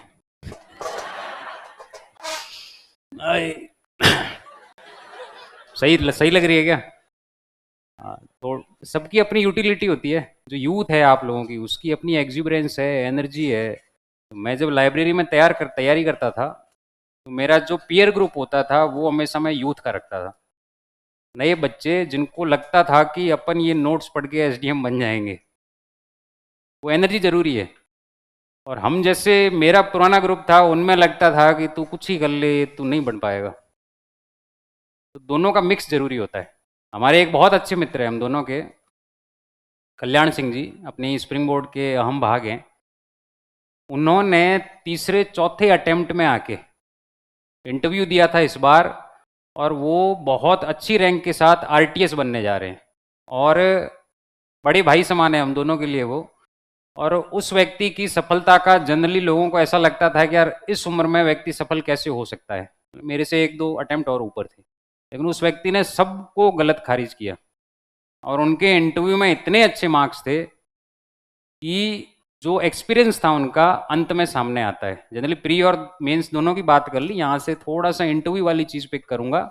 और इंटरव्यू के अंदर आपको अभी से क्या क्या चीज़ें करनी है जो आपके इंटरव्यू में काम आती है। मेरे मार्क्स, राठी जी का बोर्ड था मेरा, आप में से किसी को आइडिया हो तो, राठी जी नोटोरियसली फेमस है कि कैंडिडेट को वो हताश करते हैं। इंटरव्यू बोर्ड में जैसे राठी जी के सामने कोई बच्चा जाता है, वो सब कुछ भूल जाता है। और उसको ऐसी ऐसी चीज़ें पूछते हैं राठी जी कि उस आदमी को, ऐसे दृष्टांत है इस बार, एक लड़की रोने लग गई थी, रोते हुए बाहर आई थी राठी जी के बोर्ड से। अब आप सोचो वैसे बोर्ड में आप जाते हो तो कैसे होता है। और मैं अपना ही पर्सनल बता रहा हूँ, जैसे मेरे इंटरव्यू डेफ के अंदर क्या क्या थीम हो सकती है पूछने के लिए। एक तो मैं जहाँ से आता हूँ, सेकंड मेरी जहाँ से ग्रेजुएशन है सिविल इंजीनियरिंग, उसके बाद आईटी सेक्टर, स्टार्टअप्स में काम किया मैंने, कॉर्पोरेट जॉब, उसके ऊपर 17 थीम खुलती है। उसके अलावा यूपीएससी में पीएसआईआर ऑप्शनल था मेरा, उसके ऊपर पूछ सकते हैं। प्लस मेरी हॉबी बहुत इंटरेस्टिंग है, अनयूजुअल है। मेरी हॉबी थी पाकिस्तान के इंटरनल अफेयर्स के ऊपर पढ़ना, लिखना, डिस्कशन करना, यह सारी चीज़ें बहुत अनयूजुअल है। सबसे पहला भिड़ते ही आदमी वही पूछता था, बोला इंडिया क्यों नहीं। यह क्यों, वो क्यों। और यही मैं चाहता था कि वो सबसे पहले मेरे से यही पूछे, यह क्यों, वो क्यों। और पाकिस्तान जहाँ हम रहते हैं और या फिर वहाँ जो लोग आएंगे, आई नो कि वो एक्सपीरियंस लोग हैं, पाकिस्तान के बारे में उनको सब काफ़ी कुछ पता है। वाजपेयी जी का पता है, मोदी जी का पता है, नवाज शरीफ का पता है, जनरल परवेज मुशर्रफ का पता है, जिन्ना का पता है, नेहरू का पता है। तो पाकिस्तान से उनके पास क्वेश्चन होंगे ही होंगे। और मेरी हॉबी के हिसाब से मुझे हमेशा से ये था कि मेरी हॉबी से क्वेश्चन निकलेंगे और मेरा इंटरव्यू 90% मेरी हॉबी कवर करेगी। यहाँ जितने मॉक देने जाता था, जितनी भी कोचिंग में, मेरा इंटरव्यू चालू वहीं से ही होता था। पाकिस्तान क्यों, इंडिया क्यों नहीं, ये बताओ, वो बताओ। फिर दूसरे मेंबर को भी लगता था कि अरे इसको यहाँ से घेरूंगा, वहाँ से घेरूंगा। और तैयारी मेरी अच्छी होती थी। लिटरली मेरे सारे इंटरव्यू मॉक वाले मेरी हॉबी के ऊपर ही थे। और फिर शिशुपाल जी मेरे से मिलते थे, बोले यार करमवीर जी क्या तैयार कर रहे हो इंटरव्यू में। मैं इनसे बोलता था कि मैं राठी जी का बोर्ड तैयार कर रहा हूँ। बोले कैसे। मैं कही अकेले ही राठी जी है जो मेरे को हो सकता है पाकिस्तान पे ना पूछे, बाकी तीनों इजी बोर्ड है, क्योंकि ट्रांसक्रिप्ट बाहर आती रहती है तो आपको थीम पता चलती है। जैसे ही बच्चा अपना बैकग्राउंड बताता है, डेफ में जनरली 6 से 7 थीम होती है, उसी से क्वेश्चन पिक होते हैं। और बाकी तीनों बोर्ड रेस्पेक्टेबल थे उस सेंस में। राठी जी हमेशा उल्टा ही पिक करते थे और ऐसे ऐसे क्वेश्चन पूछते थे, सांप की 5 प्रजातियां बताओ। अब उस आदमी के आसपास भी ना सांप आया ना डेप में कुछ और है, एकदम बाउंसर टाइप। तो और मैं फिर भी प्रिपेयर करके गया था। दूसरा मेरे साथ इशू ये हो गया था कि मेरी हॉबी, जनरली पहले हॉबी लिखवाई जाती थी चिट में। आप जैसे ही अंदर जाते हो आपको एक पर्ची दी जाती है, उसमें हॉबी लिखवाई जाती है। तो पहले तो बाय डिफ़ॉल्ट दे नो कि it's your hobby, so naturally question आएंगे। इस बार जैसे ही पहले इंटरव्यू चालू हुए, रुझान आने चालू हुए, उसमें बताया कि हॉबी तो लिखवा ही नहीं रहे इस बार। तो फिर मुझे लगा यार मेरे तो धोखा हो जाएगा, पूरा तैयारी इसी के ऊपर की है मैंने, सारी मॉक इसी के ऊपर दी है, अब मैं कहाँ जाऊँगा। तब ये मेरे से पूछे क्या कर रहे हो, मैं सिर्फ राठी जी का बोर्ड प्रिपेयर कर रहा हूँ। तो बोले आप हॉबी कैसे बताओगी अपनी, उनको तो पता ही नहीं है। मैं बोला यार मैं ओपनिंग एक्सचेंज ऐसा ही प्रिपेयर करूँगा, जो फर्स्ट पॉइंट ऑफ कांटेक्ट होगा मेरी तरफ से उसमें मैं इनोवेटिवली हॉबी को डाल ही दूंगा। और जनरली अंदर जैसे आप एंटर करते हो आपको बेसिक इन्फॉर्मेशन पूछी जाती है आइडेंटिफिकेशन के लिए, आपने 10th कहाँ से की, 12th कहाँ से की, ग्रेजुएशन कहाँ से की, in case if you have any job experience. और फिर यदि आपके लास्ट जॉब एक्सपीरियंस या फिर कोई भी एकेडमिक एक्टिविटी है उसके बीच में और आज के दिन में कोई गैप है ज़्यादा, मेरे गैप था, 19 के आसपास जॉब छोड़ी थी मैंने, और वो पूछते हैं अब क्या कर रहे हो। तो वहाँ पे मैंने ये ओपनिंग एक्सचेंज प्रिपेयर करके गया था मैं। और उसमें मैंने बोला था कि मैं फुल टाइम आरएस और यूपीएससी की तैयारी कर रहा हूँ, साथ में अपने जीविकोपार्जन के लिए पार्ट टाइम आईआर पढ़ाता हूँ कोचिंग इंडस्ट्री में, और इनफैक्ट मेरी हॉबी भी पाकिस्तान के बारे में पढ़ना और ये लिखना है।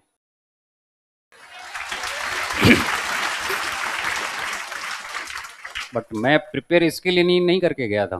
प्रिपेयर मैं करके गया था, आई न्यू कि the moment he knows my background, क्योंकि वो थीम पिक कर रहा था मैं बार बार कि बच्चा आईआईटी से पढ़ा हुआ है, बाड़मेर का रहने वाला है, और पीएसआईआर इसका ऑप्शनल रहा हुआ है, अपनी हॉबी ये पाकिस्तान बता रहा है, तो यहाँ तो मुझे ये कुछ देगा नहीं। तो राठी जी ने कोल्डली इग्नोर कर दिया मेरे सारे हिंट्स को। सीधा पहला ही क्वेश्चन, हाँ ये बताइए आपने सिविल इंजीनियरिंग में किया है ग्रेजुएशन, इस कॉलम के अंदर कितनी कंक्रीट सक्सेसिवली भरी जाती है, क्या लेंथ होती है उसकी। और मैं उसके लिए प्रिपेयर था। Honestly I am not saying you too much और exaggerating it, I was prepared for it. यहाँ पे, और राठी जी सिविल इंजीनियरिंग पे ही क्यों आए, उन्होंने ना मेरे से राजस्थान पूछा, ना इंडिया पूछा, ना कल्चर पूछा, ना हॉबी पूछी, ना मेरा सब्जेक्ट पूछा, कुछ नहीं पूछा। 8 साल पहले जिस सब्जेक्ट को मैंने छोड़ दिया था ग्रेजुएशन में, राठी जी ने वहीं से चालू किया। मेरा 80% इंटरव्यू मेरे सिविल इंजीनियरिंग पे गया था। और मैंने राठी जी को 10 से 12 बार सॉरी बोला होगा, सर मुझे यह नहीं आता, सर मुझे यह नहीं आता, सर मुझे यह नहीं आता। And I was prepare to say this line again and again, but at the same time I prepared कि आई से इट हम्बली। और उसके साथ बहुत चीज़ें हैं, जैसे उन्होंने पूछा कॉलम को 2-3 बार में भरते हैं, तो एक बार में कितना भरते हैं। Exactly he is asking for a figure, 5 feet 6 feet. अब वो फिगर मुझे नहीं पता, बट मुझे फंडामेंटल इनके पता थे। 1 महीना 1.5 महीना प्रिपेयर किया था मैं। और ये भी एक अवेयरनेस होती है, जैसे बोर्ड के 4 मेंबर थे इस बार जो इंटरव्यू ले रहे थे, उनमें से टेक्निकल का एक्सपर्ट कोई नहीं था। राठी जी जर्नलिस्ट हैं, तो राठी जी सिविल इंजीनियरिंग के क्वेश्चन मेरे से पूछेंगे भी तो लेमैन सेंस में पूछेंगे। बताओ ये कंक्रीट की शटरिंग करते हैं कितने दिनों में खोलते हैं, क्यों खोली जाती, पूछ लेंगे। कॉलम के अंदर सरिये भरे जाते हैं, इनकी स्पेसिफिकेशन क्या होती है, आयरन की स्ट्रेंथ क्या होती है और उसका क्या होता है। He can ask me anything, I know, but he will ask me in a layman sense, and he himself doesn't even know the answer. He is only trying to check कि in case this person doesn't know anything, in case इससे मैं 4 sorry बुलवाऊं और 5वां question इससे यदि मैं जाके पूछ लूं कि हाँ बताओ फंडामेंटल राइट कितने होते हैं, उसमें यदि मेरी वॉइस स्टटर करती है, इसमें यदि मैं फंबल होता हूँ, उसमें मैं ऐसे उसको इंडिकेशन दे रहा हूँ कि आपने फंसाने की कोशिश की, मैं फंस चुका हूँ, वहाँ वो अपने मार्क्स डिडक्ट करेंगे।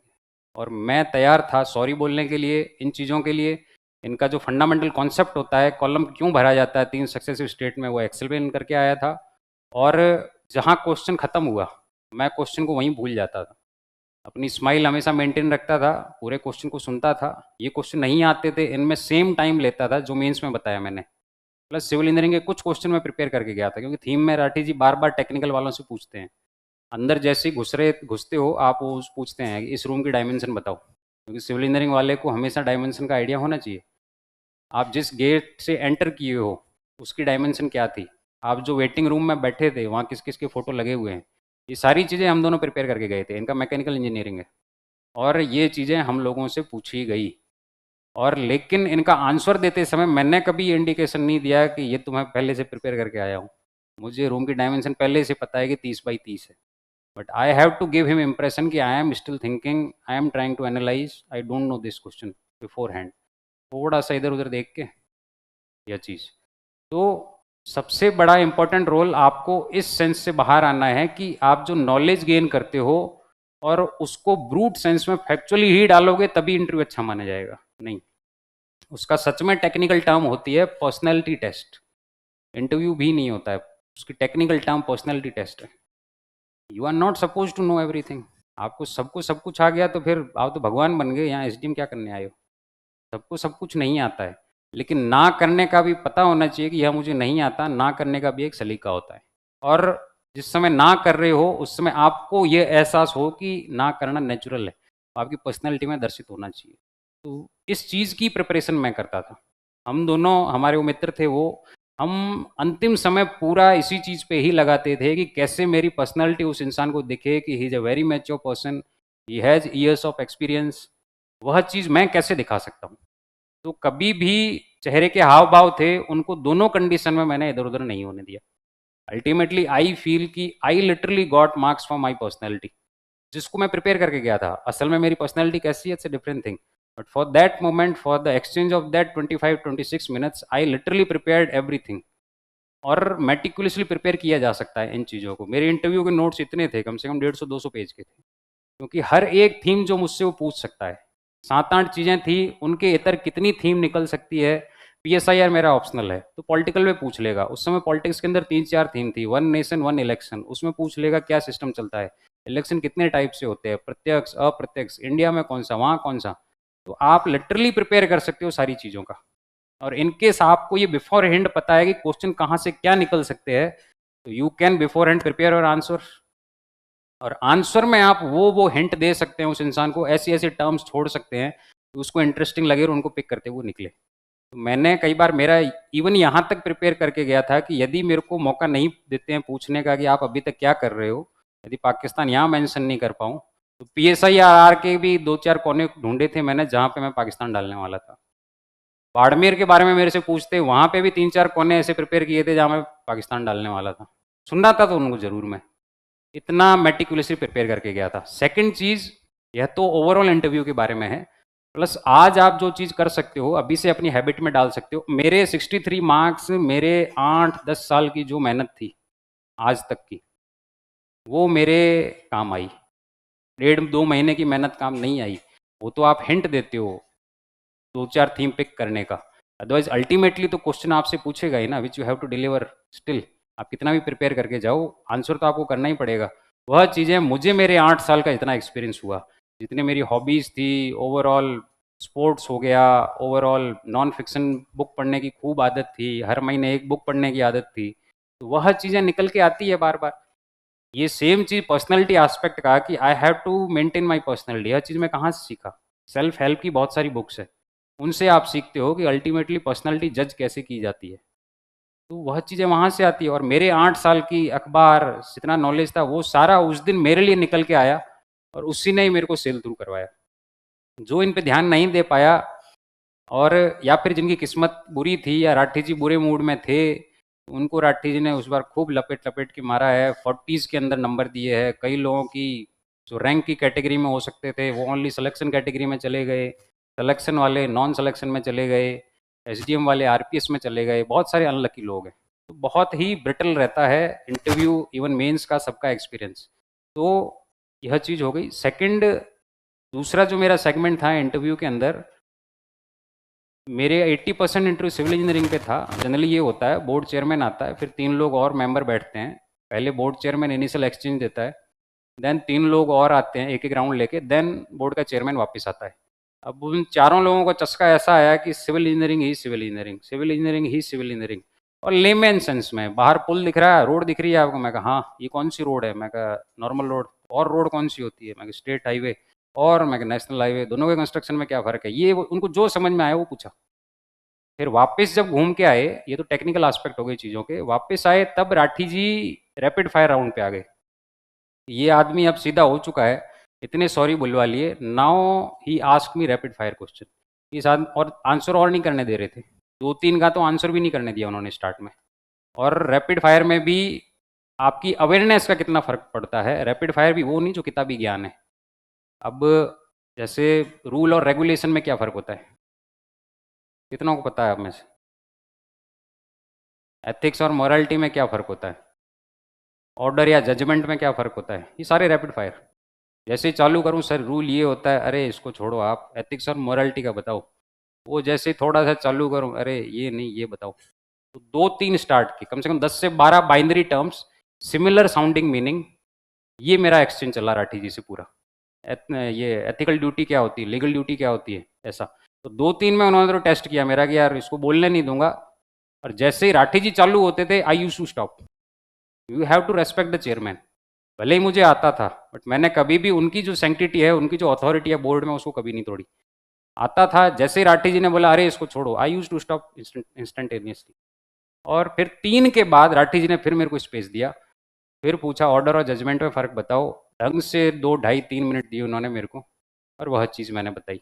और आप अभी खैर नए हो, ऑर्डर और जजमेंट में फ़र्क आपको कहीं कोई नहीं सिखाएगा। इन टर्म्स का फ़र्क आपको कहीं कोई नहीं सिखाएगा।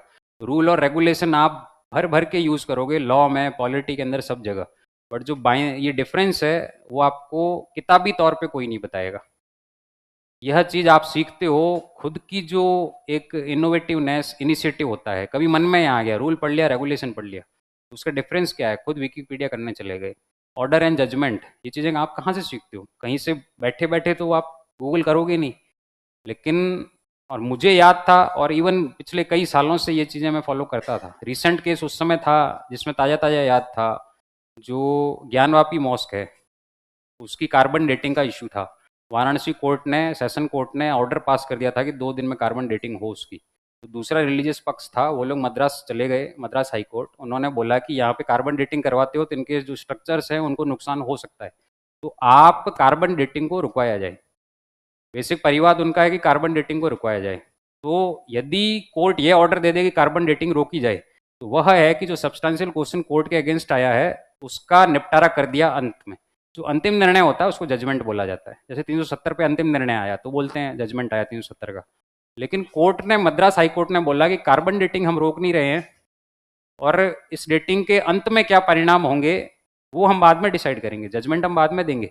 But we are passing an interim order कि स्ट्रक्चर को नुकसान नहीं होना चाहिए, बिना इसको नुकसान किए ऐसे मेथड यूज किए जाए कार्बन डेटिंग के, जिसके थ्रू आपको पता भी चल जाए स्ट्रक्चर की एज की, और आप स्ट्रक्चर को डैमेज ना करें। यह कॉन्टेक्स्ट है जब आप अखबार पढ़ते हो, जब आप अवेयर रहते हो अपने आसपास। और आज आप नॉर्मल अखबार के सेंस में पढ़ रहे हो, लेकिन वह नॉलेज कहाँ निकल के कहाँ काम आएगा, यू नेवर नो। और मेरे लिए तभी मैं कह रहा हूँ, जो 8 साल की जो मेरी मेहनत थी, मुझे उसको अंत में, जो जो 15 रैंक आने से पहले जो मेरी मेहनत के 25 मिनट थे, वो मेरे क्या थे, इंटरव्यू के अंदर थे। मेरे 8 साल की मेहनत मेरे अंतिम 25 मिनट के अंदर काम आई। जो क्रिकेट देखते हैं, जो विराट कोहली है, वो नेट प्रैक्टिस में कम से कम 500 स्ट्रेट ड्राइव मारता होगा। कोहली के कवर ड्राइव फेमस है, तो वो कवर ड्राइव कम से कम नेट प्रैक्टिस में 500 मारता होगा। तो वो मेहनत वहाँ करता है, गलतियाँ वहाँ करता है, टेक्निक अपनी वहाँ सुधारता है। आपके लिए ये नेट प्रैक्टिस है। अंत में आपका जो एग्जीबिशन होता है वो आपका मेंस के पेपर में होता है, प्री के पेपर में होता है।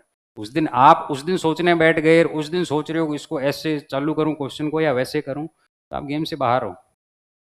हम जैसे लोगों का पेपर 10-10 मिनट पहले पूरा होता था और हाथ ऑटो मोड पे चलते थे। वहाँ सोचने बैठ गए, you are out of the game. आपको मैं बुक दे दूं इस समय एक, और उससे बोल दूं कि इससे 2500-3000 वर्ड लिख के दे दे मेरे को छाप के बिना दिमाग लगाए, तब भी घंटे 3 लगने हैं। वहाँ पे आपको सोचना भी है, स्ट्रक्चर भी प्रिपेयर करने हैं। यदि आप उन चीज़ों पे आज काम नहीं करोगे जो शिशुपाल जी बता रहे थे, वहाँ आप सोचने बैठे तो आप पहले गेम से बाहर हो। 3000 20,000 कॉपी जाती है जो प्री से मेंस में जाते हैं, उसमें से 17,000 कॉपी खाली खपाट, कुछ नहीं होता उनमें। 3,000 बच्चे होते हैं जो सच में बहुत सीरियस होते हैं, अच्छे खासे होते हैं। उनमें से 2,000 का इंटरव्यू कॉल आता है, और अंत में 1,000 बच्चे जो भी वैकेंसी जाती है वो सेलेक्ट होते हैं। और कई कैटेगरीज का तो खेल ही ऐसा है कि सिलेक्शन लेना है तो 300 के अंडर आना पड़ेगा।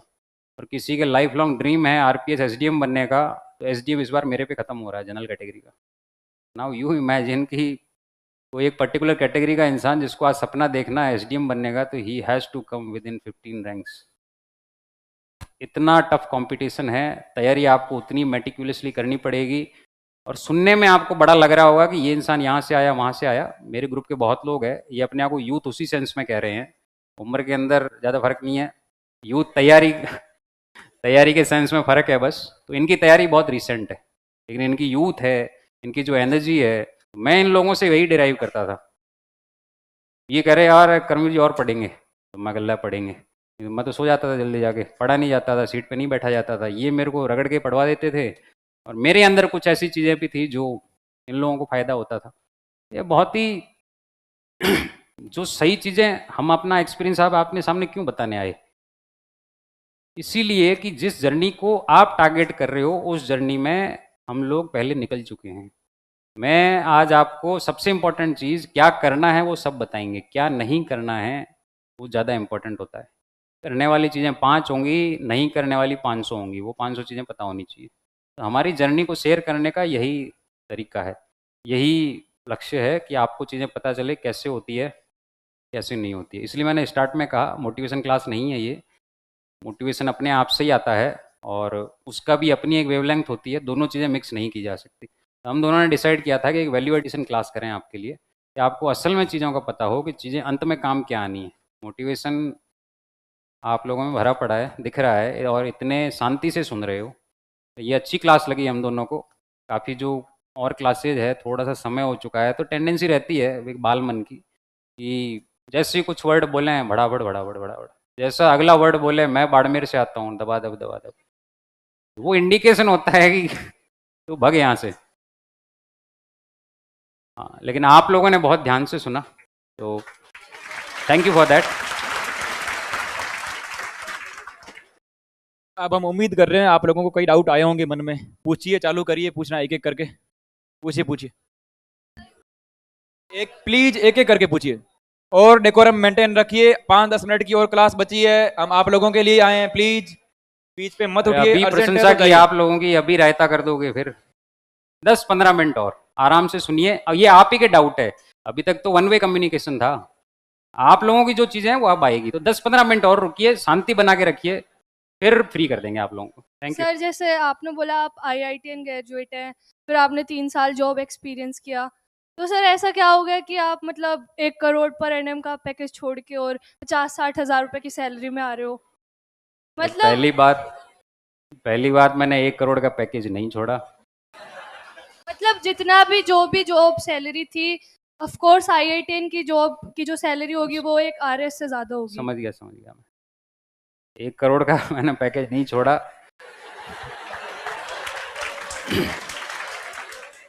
मैं अपने दाल रोटी के ही कमा रहा था,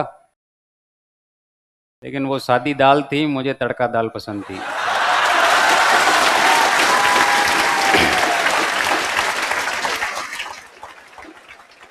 और सीरियस आंसर ये है कि मेरी जर्नी रही, आपको मैंने इतना बताया, मेरी बचपन से अखबार पढ़ने की आदत है।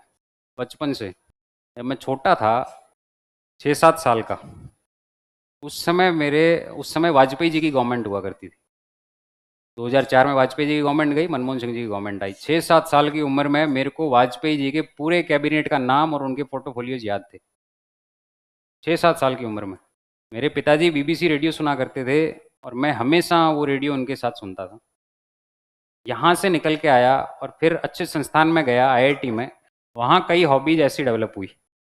आईआर की हॉबी हो गई, और ऐसा नहीं कि आईआर विषय लिया इसलिए पाकिस्तान पे आया। पाकिस्तान मेरे साथ पहले था, क्योंकि मैं खुद वहाँ से आता हूँ। बहुत सारे शरणार्थी हैं जो बाड़मेर और ये बॉर्डर के इलाकों में बसे हुए हैं। इवन शिषपाल सिंह जी ये भी पाक विस्थापित हैं, पाकिस्तान से आए हुए हैं। तो हॉबी सराउंडिंग से ही पिक की मैंने। अखबार, रेडियो पिताजी से पिक किया, और अच्छा सर्किल ऐसा मिला कॉलेज के अंदर, वहाँ से चीज़ें पिक की। फिर वह चीज़ें बढ़ती चली गई, और अंत में लास्ट में यही लगता था जब भी जॉब करता था, पैसे की क्या है कि आप सेटिस्फेक्शन लाइफ का पैसे से डिराइव नहीं कर सकते। आज आप नंगे पैर चल रहे हो, कल चप्पल पे आओगे, चप्पल से जूते पे आओगे, जूते से नाइकी के जूते पे आओगे, उससे आगे कहाँ जाओगे? उससे आगे जूते है क्या? नहीं है ना। हाँ, यूं बहुत है, बट नाइकी वाला जूता भी टॉप रंग में है, उससे आगे कहाँ जाओगे? जो लग्जरी होती है ना, लग्जरी की वैल्यू वो करता है जिसके पास है नहीं। But the moment you have luxury, उसकी मार्जिनल यूटिलिटी लिमिटेड है, उसके बाद आप क्या करोगे? तो हमारे साथ यही होता था। दिन सुबह लैपटॉप खोल के बैठते थे, काम वो करते थे जो दूसरे का है। मैं सिर्फ ग्राफ देखता था, उसको गुणा भाग करके देता था, बोला ये पैटर्न आ रहा है सर, ये कर लो। अब काम क्या कर रहा हूँ वो भी मुझे नहीं पता, मेरा इंटरेस्ट उसमें है नहीं।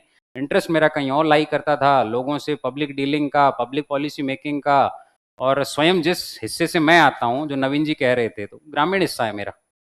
मैं आज आप लोगों के सामने बैठा हूँ, वो अपने मेहनत के दम पे बैठा हूँ।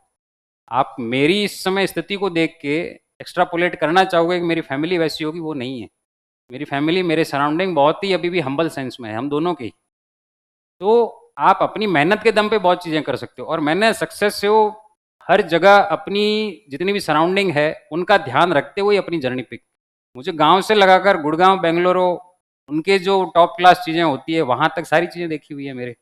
तो I know from 0 to 100 a person can have that journey, and I knew कि at what stage my calling comes, and that was administration, जितनी मेरी स्किल सेट है। और मतलब एक आपको एनेक्डोट ही दे रहा हूँ। प्रभात सर को जानते हो? हाँ, नाम सुना होगा, क्लास आपकी भी समय पे लग जाएगी। तो अपने इकॉनमी पढ़ाते हैं प्रभात सर। मैं यहाँ जितने भी इंटरव्यूज़ दे के आता था, उसमें प्रभात सर ने मेरा एक इंटरव्यू लिया था। एंड प्रभात सर खुद भी पढ़ते लिखते अच्छा हैं, सब्जेक्ट के इतर भी। तो उन्होंने पाकिस्तान के ऊपर और भी बहुत सारी चीज़ों के ऊपर मेरे से बहुत चीज़ें पूछी। एंड मैं तो नॉर्मल इंटरव्यू दे के आ गया, एंड वो आपको भी इंडिकेशन नहीं दे सकते इंटरव्यू में कि वो कितने इम्प्रेस्ड है या फिर कितने दुखी है। सो ही टुक माई इंटरव्यू प्रोफेशनली। और मैं जिन लाइब्रेरी में था, वहाँ आप जैसे ही कई छोटे बच्चे आते थे, वो मेरे से पूछते रहते थे, भैया क्या पढ़ रहे हो, कहाँ पे, ये वो। तो मैं उनको बताता था पाकिस्तान के बारे में, खूब स्टोरीज थी मेरे पास। वो बच्चे, उनको पता था। वो प्रभात सर के एक बैच में प्री की तैयारी कर रहे थे। दूसरे दिन प्रभात सर ने आके उन लोगों को बोला कि, और उसकी क्लिप भी पड़ी है, कि एक ऐसा बच्चा कल आया जिसकी हॉबी पाकिस्तान है, और उस इंसान को इतना पता है, इतना इमरान खान को भी नहीं पता पाकिस्तान का।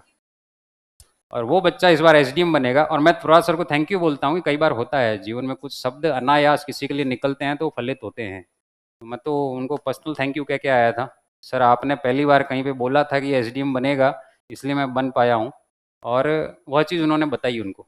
तो यह वैलिडेशन मेरे को आता रहता था कि मैं बिलोंग करता हूँ यहाँ पे, मैं एडमिनिस्ट्रेशन के लिए ही बना हूँ। तो जब तक मेरे में लगता था कि मेहनत कर सकता हूँ, उसमें पुश ये लोग खूब करते थे सारे लोग।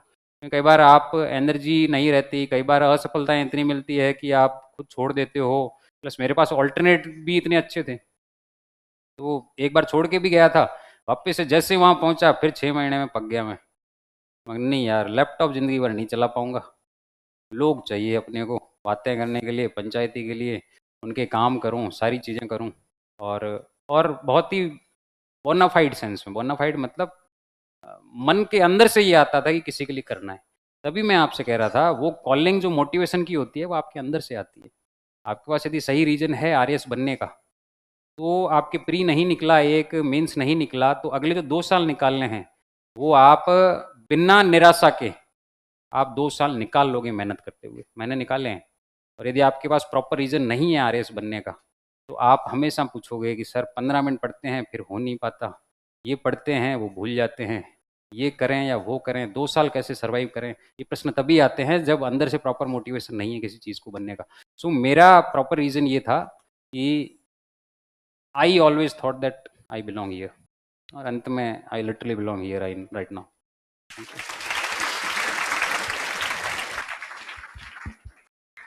सर जैसे किसी मतलब टॉपिक को रिवीजन करते हैं उसका, तो उसमें सर याद होता है फिर भी, जैसे 5-6 पेज का टॉपिक होता है उसमें 1.5-2 घंटे लग जाते हैं सर, तो उसको कम से कम टाइम में कैसे रिवीजन होता है? देखो, कम से कम टाइम में रिवीजन कैसे होगा, इसका कोई शॉर्टकट तो है नहीं। टाइम उतना ही लगेगा रिवीजन में। नहीं सर, आप पहली बार अच्छे से पढ़ेंगे चीज़ों को, सुनिए, पहली बार आप चीज़ों को अच्छे से पढ़ेंगे तो आपको लॉन्ग टर्म याद रहेगी।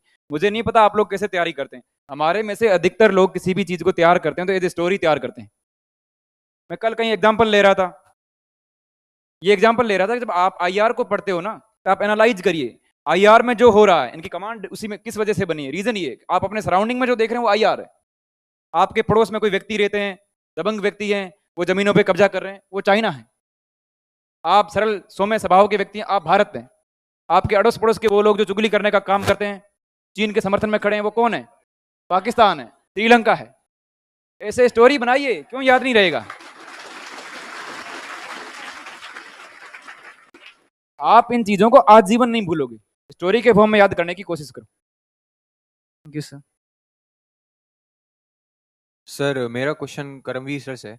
सर आपने जैसे यूपीएससी की प्रिपरेशन करी है और आरपीएससी में भी आपने सर रैंक सिक्योर करी है, तो आईएएस और आरएएस के पेपर में सर आपके हिसाब से बेस डिफरेंस क्या रहा था?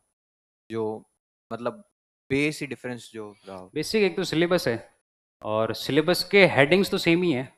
आपको इंडिया की ज्योग्राफी में पढ़ना है तो बेसिक फिजियोग्राफी है, क्लाइमेट वगैरह सेम चीज़ें हैं। डिफ्रेंशिएट होता है पीवाईक्यू देखते हो जिस समय। आईएएस के अंदर बहुत एनालिटिकल क्वेश्चन आते हैं आपको, और होता है आप में से किसी ने अटेम्प्ट किया है या फिर भविष्य में करोगे। आईएएस में यदि आपने अच्छे से तैयारी की है तब आपके 100 के 100 क्वेश्चन में सारी टर्म्स आपको पता है, हाँ क्लाइमेट कैसा होता है सब पता है, लेकिन वो क्वेश्चन इतना एनालिटिकल है कि वो अभी भी लगता है कि चारों ऑप्शन सही है। तो टॉपिक भी आपके पूरा पढ़ा हुआ है, सब कुछ पढ़ा हुआ है, लेकिन कुछ ऐसे पेज फंसते हैं आईएएस के अंदर कि आपको अभी भी लगता है अगर यार चारों सही है और असल में सही एक ही है। तो वो क्वेश्चन की फ्रेमिंग बहुत ही ओरिजिनल होती है आईएएस के अंदर, बहुत ही ओरिजिनल क्वेश्चन फ्रेमिंग होती है। हर एग्जाम, हर साइकिल यूपीएससी के लिए ओरिजिनल क्वेश्चन फ्रेमिंग होती है और एनालिटिकल होते हैं। आरपीएससी में वो चीज़ नहीं होती। आरएएस के अंदर सीधा सा पूछ लेंगे, नौलखा बावड़ी बताओ कहाँ पे है, गांधी जी का जन्म कब हुआ, सोलर एनर्जी पॉलिसी कब आई, ये फर्क होता है। ज्योग्राफी में सीधी सीधी चीज़ें पूछ लेती है। तो बेसिकली जो सेम कंटेंट है, पढ़ते आप अभी भी वही हो। तो अपने यहाँ पे आरएएस की तैयारी करते हुए कई लोग यूपीएससी में निकल चुके हैं, उन्होंने एक्सक्लूसिवली यूपीएससी की तैयारी की नहीं। बहुत ऐसे बच्चे हैं, क्यों? क्योंकि उन्होंने सिलेबस यहीं से सेम कंप्लीट किया, उसके एप्लीकेशन पार्ट में जो उनको टिंकरिंग करनी थी वो यूपीएससी की रीति नीति से कर ली उन्होंने। सेम सिलेबस को प्रिपेयर करके थोड़ा सा analytical mind with the help of newspaper with good circles you can clear UPSC. So approach का डिफरेंस है ओनली। हेलो सर, नमस्ते सर। आपने आपने कंपनी में काम किया था बीटेक करने के बाद, उसके बाद आपने आईएएस में तैयारी करी थी, उसके बाद फिर आप आरएएस में आए थे। तो सर लोगों से आपने कुछ ऐसा नहीं देखा था कि लोग आपको डिमोटिवेट कर रहे हैं? तो लोग, जैसे मैं भी हूँ, आज मैं खुद एनिमल डॉक्टर हूँ मैं, तो उसके बाद छोड़ के मैं अब आरएएस में आया हूँ। तो मेरे पापा भी मुझसे कहते हैं यार तू 2 साल की तैयारी करने के लिए वहाँ जा रहा है, फिर कितना टाइम लगेगा? अब तेरे भैया को देख, 8 साल में आज ये जॉब लगी है, तो तुझे कब तक लगेगी? और कंपटीशन धीरे धीरे बढ़ते जा रहा है आगे। समझ गया मैं। जो इन्वायरमेंट होता है वो जो आपको कई बार आपकी अंदर से इच्छा होती है उसमें डीमोटिवेट करता है, क्योंकि सबके अपने अपने। क्या हो गया? इनको आप आंसर पूरा करने दीजिए, फिर आप थोड़ी सी पूछिए, शांति, सबकी बारी थोड़ी आई। सी शांति। बस 5-7 मिनट और। 5-7 मिनट और है। तो वह जो चीज़ होती है उसमें मैं अपनी पर्सनल एक बताऊं, पर्सनल, मैं तो घर जब भी जाता था मम्मी को बोल के आता था कि अब 3 महीने में मेरा फाइनल रिजल्ट आ जाएगा, भले ही मैं प्री में बैठ रहा हूँ प्री के। मम्मी को कुछ पता होता था नहीं मेरे, वो बोले अब तो शादी कर ले, अब तो वापस जॉब पकड़ ले। मम्मी मेरा 3 महीने दे दे, 3 महीने में मेरा रिजल्ट आ जाएगा, फिर तू तू तू जैसा कहेगी वैसा करूँगा। 3 महीने निकाल के आ गया, वापस जब जाता था तो फिर बोलता मम्मी इस बार पेपर आउट हो गया, 3 महीने और दे दे। और ये हकीकत है, मेरी माँ को मैं नहीं समझा सकता इंट्रिकेसीज कि आज मेरा और आरएस का जैसे साइकिल चलता है, आरएस में पहले माहौल बनता है नोटिफिकेशन कब आएगा, फिर आता है नोटिफिकेशन, फिर माहौल बनता है कि प्री कब होगा, फिर आता है प्री, फिर प्री होता है, फिर माहौल बनता है मेंस कब होगा, सबसे क्रूशियल फेज, फिर माहौल बनता है मेंस नहीं होना चाहिए अभी, उसके लिए कैंपेन चलता है। 2 कैंपेन एक साथ चलते हैं, बताओ मेंस कब होगा, जैसे डेट अनाउंस होती है मेंस नहीं होना चाहिए, ठीक सेम, फिर मेंस होता है, फिर 6, 7, 8, 10 महीने, 3 साल का साइकिल है पूरा। अब मैं मेरी मम्मी को इतना कैसे समझाऊं, तो मैं 3-3 दिन का मांगता था। और ऑन अ सीरियस नोट, आपको वो कन्विक्शन स्वयं के लिए दिखाना होगा एक तो, कि आप मेरे से जो चीज़ें करो, मेरी फैमिली हमेशा मेरे साथ थी, मेरी मम्मी इनोसेंट वे के अंदर she was trying to think right for me, मुझे वो नहीं कह रही थी कि तू जीवन में अच्छा मत कर, इनोसेंटली उसको ये लगता था कि ये जंजाल से निकलेगा, जॉब है इसके पास पहली, ये करेगा तभी जीवन में सुखी रहेगा। अभी भी वो सोच मेरे लिए अच्छा रही थी, तो मुझे उस चीज़ के अंदर उसको मैं कन्विंस करता था बिना ऑफेंस लिए। तो आपको ऐसे इनोवेटिव तरीके ढूंढने पड़ेंगे कि उनकी जो मिसाइल्स आती है उसको डक करते हुए, प्लस खुद के अंदर एक कन्विक्शन हो कि ये लोग आते रहेंगे और आप जवाब दे, at the end of the day you are only responsible to your mother and father, उसके अलावा किसी के लिए नहीं है। उन दोनों को जवाब दे के कन्विंस कर लेना, उसके अलावा किसी को भी चिंता मत करना, पढ़ते रहो बढ़िया से। एक अर्जेंट अनाउंसमेंट आपके लिए, प्लीज उसे सुने, फिर आपके हम आगे डाउट लेंगे। किसी का AB नेगेटिव ब्लड ग्रुप है, प्लीज बाहर जाएं सर के साथ, अर्जेंट रिक्वायरमेंट है। किसी का AB नेगेटिव है, हमारी आपसे विशेष रिक्वेस्ट है, प्लीज कोई है तो जाएं। ब्लड डोनेशन से बढ़िया डोनेशन कुछ नहीं हो सकता। AB नेगेटिव किसी का हो तो, आप अधिकतर लोग यंग हैं, AB नेगेटिव प्लीज किसी का हो तो, अदरवाइज अदर क्लास में ट्राई किया जाएगा। किसी का है, कोई जा रहे हैं तो हैंड्स अप करें, तालियां इनके Thank you, लिए। और एक बार और तालियां जब तक बाहर नहीं निकले।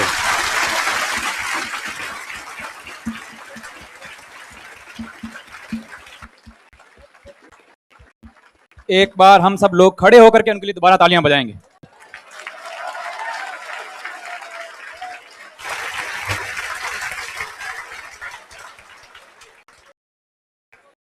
हमें आप लोगों पर प्राउड फील होता है, छोटे से रिक्वेस्ट पर आप लोग इस तरीके से आगे आ जाते हैं। यही आपको लाइफ में हमेशा करते रहना है। यही जो इनका क्वेश्चन जो मैं से आगे लूंगा, जो करमवीर जी से ये पूछ रहे थे कि कैसे फैमिली वालों को मैनेज करें, दोस्तों को मैनेज करें। मेरे पिताजी का रिटायरमेंट था जनवरी 2022 में और मेंस था मार्च में। कई लोगों ने बोला था कि पिताजी का रिटायरमेंट है, आजा। मुझे पता था वहां जाते मेरे से क्या पूछेंगे, पापा तो रिटायर हो रहे हैं, तेरी नौकरी कब लगेगी। मैंने क्या सोल्यूशन ढूंढा, पहली बात मेंस था, टाइम भी बचे, मैं गया ही नहीं। फिर क्या सुनने को मिला, पापा के रिटायरमेंट में नहीं आया, क्या न्याल करेगा। अब वही लोग वापस आके क्या कह रहे हैं, हमें पता था, 10 साल पहले पता था इसका सिलेक्शन होगा। और कोई डाउट हो आपका? थोड़ा जल्दी जल्दी सर, 1 मिनट 1 मिनट। सर नमस्ते। सर जैसे हम सभी को मालूम है कि जैसे वैकेंसी अब 25 या 24 में आएगी और मुझे या सभी को फर्स्ट टाइम में निकालना है, तो सर बेसिक ऐसी कौन सी गलतियां अभी नहीं करे कि जिससे हमारा फर्स्ट टाइम में सभी का सिलेक्शन हो जाए। उसके लिए सर उसके लिए वो कंप्लीट हो गया ना क्वेश्चन। उसके लिए वो चीज़ें करनी है जो सर बताते हैं, उसके एडिशनल जो हमने बताई है, आप वो चीज़ें करोगे तो गलत कहाँ से करोगे।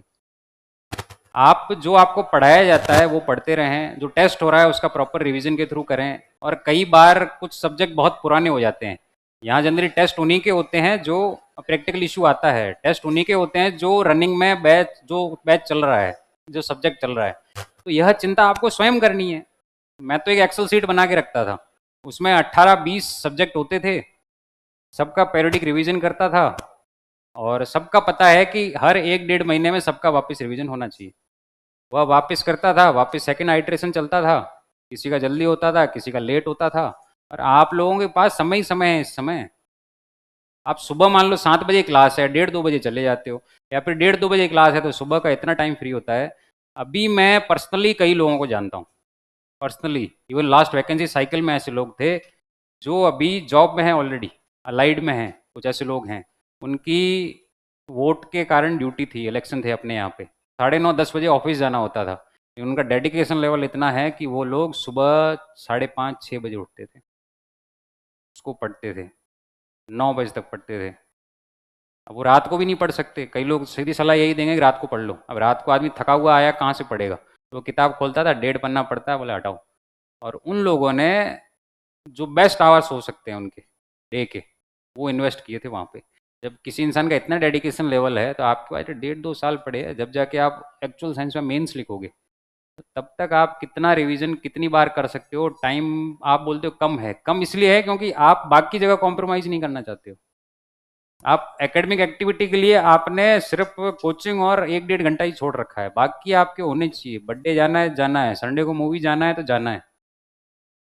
मैंने मूवीज ही नहीं देखी, 3 या 4 मूवीज होगी पिछले 5 साल में, और गिनती पे बता सकता हूँ। लास्ट RRR देख के आया था, उससे पहले 2 बाहुबली देखी, 1 पुष्पा देखी, और ये सारी मूवी वो है जो देखने लायक है।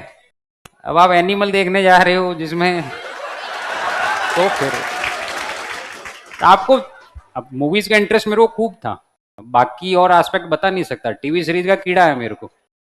आप में से हाउस ऑफ कार्ड्स देखी किसी ने?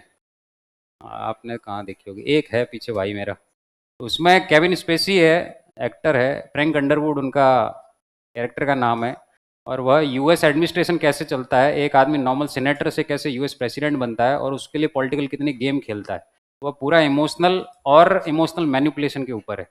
तो जब फ्रैंक अंडरवुड को मैं देखता था तो मुझे 3 दिन बुखार रहता था कि यहाँ गोपालपुरा का फ्रैंक अंडरवुड मैं ही हूँ।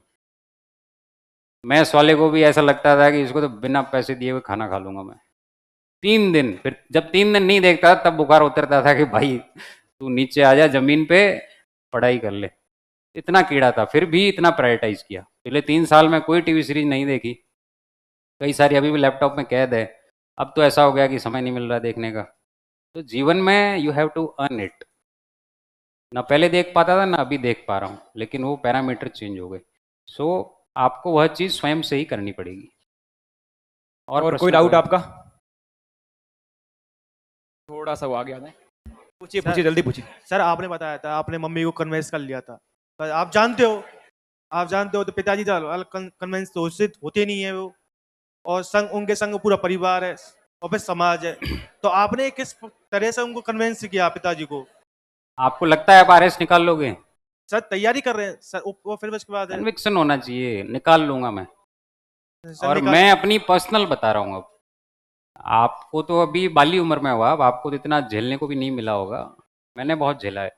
नहीं सर, मेरा फाइनल कन्विक्शन था, I understood your question.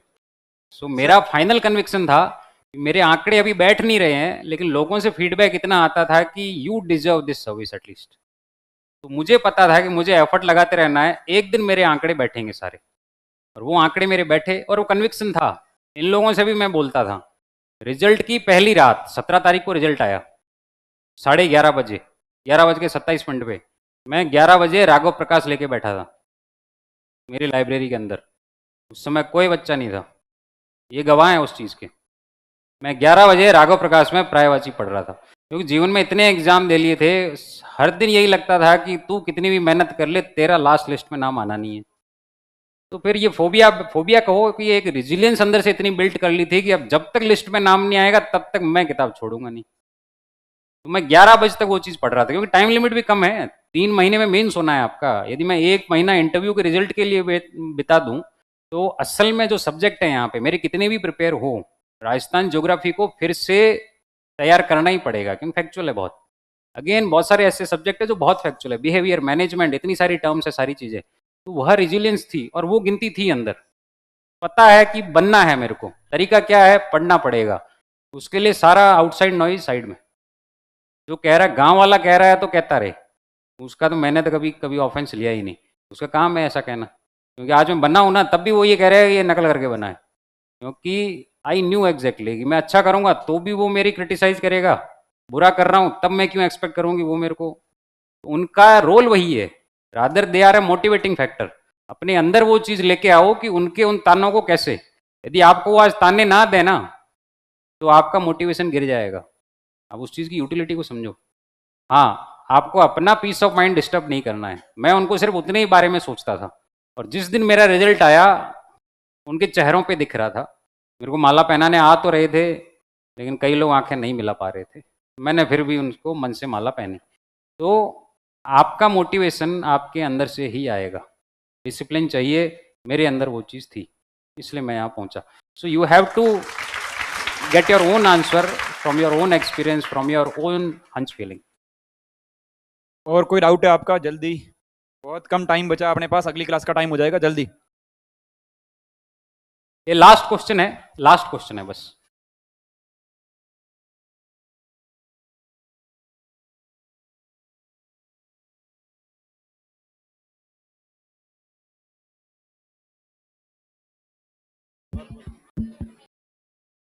Hello sir.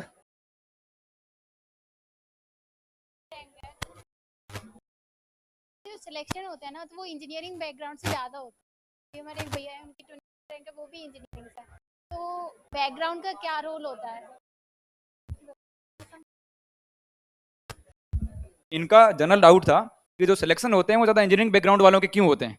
ये अभी रैंक 21 का जिक्र कर रहे थे, तो हमारे फ्रेंड अंकुर विजय, उनका, मेरी भी बीटेक है, इनकी भी बीटेक है, दीपशिखा कालवी 13वीं रैंक बीटेक है, विश्वजीत सिंह रैंक 4 बीटेक है, 20 सिविल से उनका बीकॉम है। अधिकतर लोग आपको बीटेक बैकग्राउंड के मिलेंगे।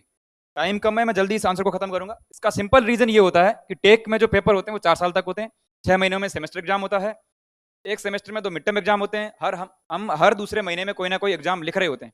दूसरी तरफ आप वो लोग हो जो 1 वीक सीरीज पढ़ रहे हो, साल में केवल एक बार पेपर लिख रहे हो, आप थ्रू आउट द ईयर अपनी पढ़ाई से जुड़े हुए नहीं होते हो।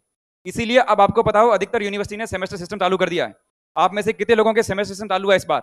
जो बीए फर्स्ट ईयर में, उन्हें पता होगा अधिकतर यूनिवर्सिटी ने इस साल कंपलसरी सेमेस्टर एग्जाम चालू किया है। यानी आपके एग्जाम अब साल में एक बार नहीं 2 बार होंगे। यदि किसी के एग्जाम है तो आपको स्प्रिंग बोर्ड से 2 बार एग्जाम देने जाना पड़ेगा। ये सिस्टम इसीलिए लाया गया है ताकि आप थ्रू आउट द ईयर पढ़ाई से जुड़े रहें। दूसरा ये कि ये क्रिएटिव होते हैं, आप क्रिएटिविटी को अडॉप्ट करिए। जो मैं पहले जिक्र कर रहा था, फ्लो चार्ट का, पाई चार्ट का, वेन डायग्राम का, इन चीजों को अपने माइंडसेट में लेके आइए, अपने आप को कबाड़ी बनाइए, तभी आप सफल होंगे। और अपने स्प्रिंग बोर्ड के ग्रुप में जो एक मार्क्स डिस्ट्रीब्यूशन वाला अभी एक पीडीएफ शेयर की थी कल, 2018 और 21 वाली, कितनों ने देखी कि नहीं देखी? वो मेरे ही बनाई हुई है। वो काम भी एक बीटेक वाला ही कर सकता है कि कहाँ से क्या पढ़ना है, कितना पढ़ना है। Thank you, it was such a good experience interacting with you guys, thank you so much. आप सभी लोगों को धन्यवाद, इतने परसिवरेंस से आपने हमारे को सुना, अदरवाइज लोग इतने टाइम तक सुनने के लिए टाइम नहीं देते हैं। Thank you everyone.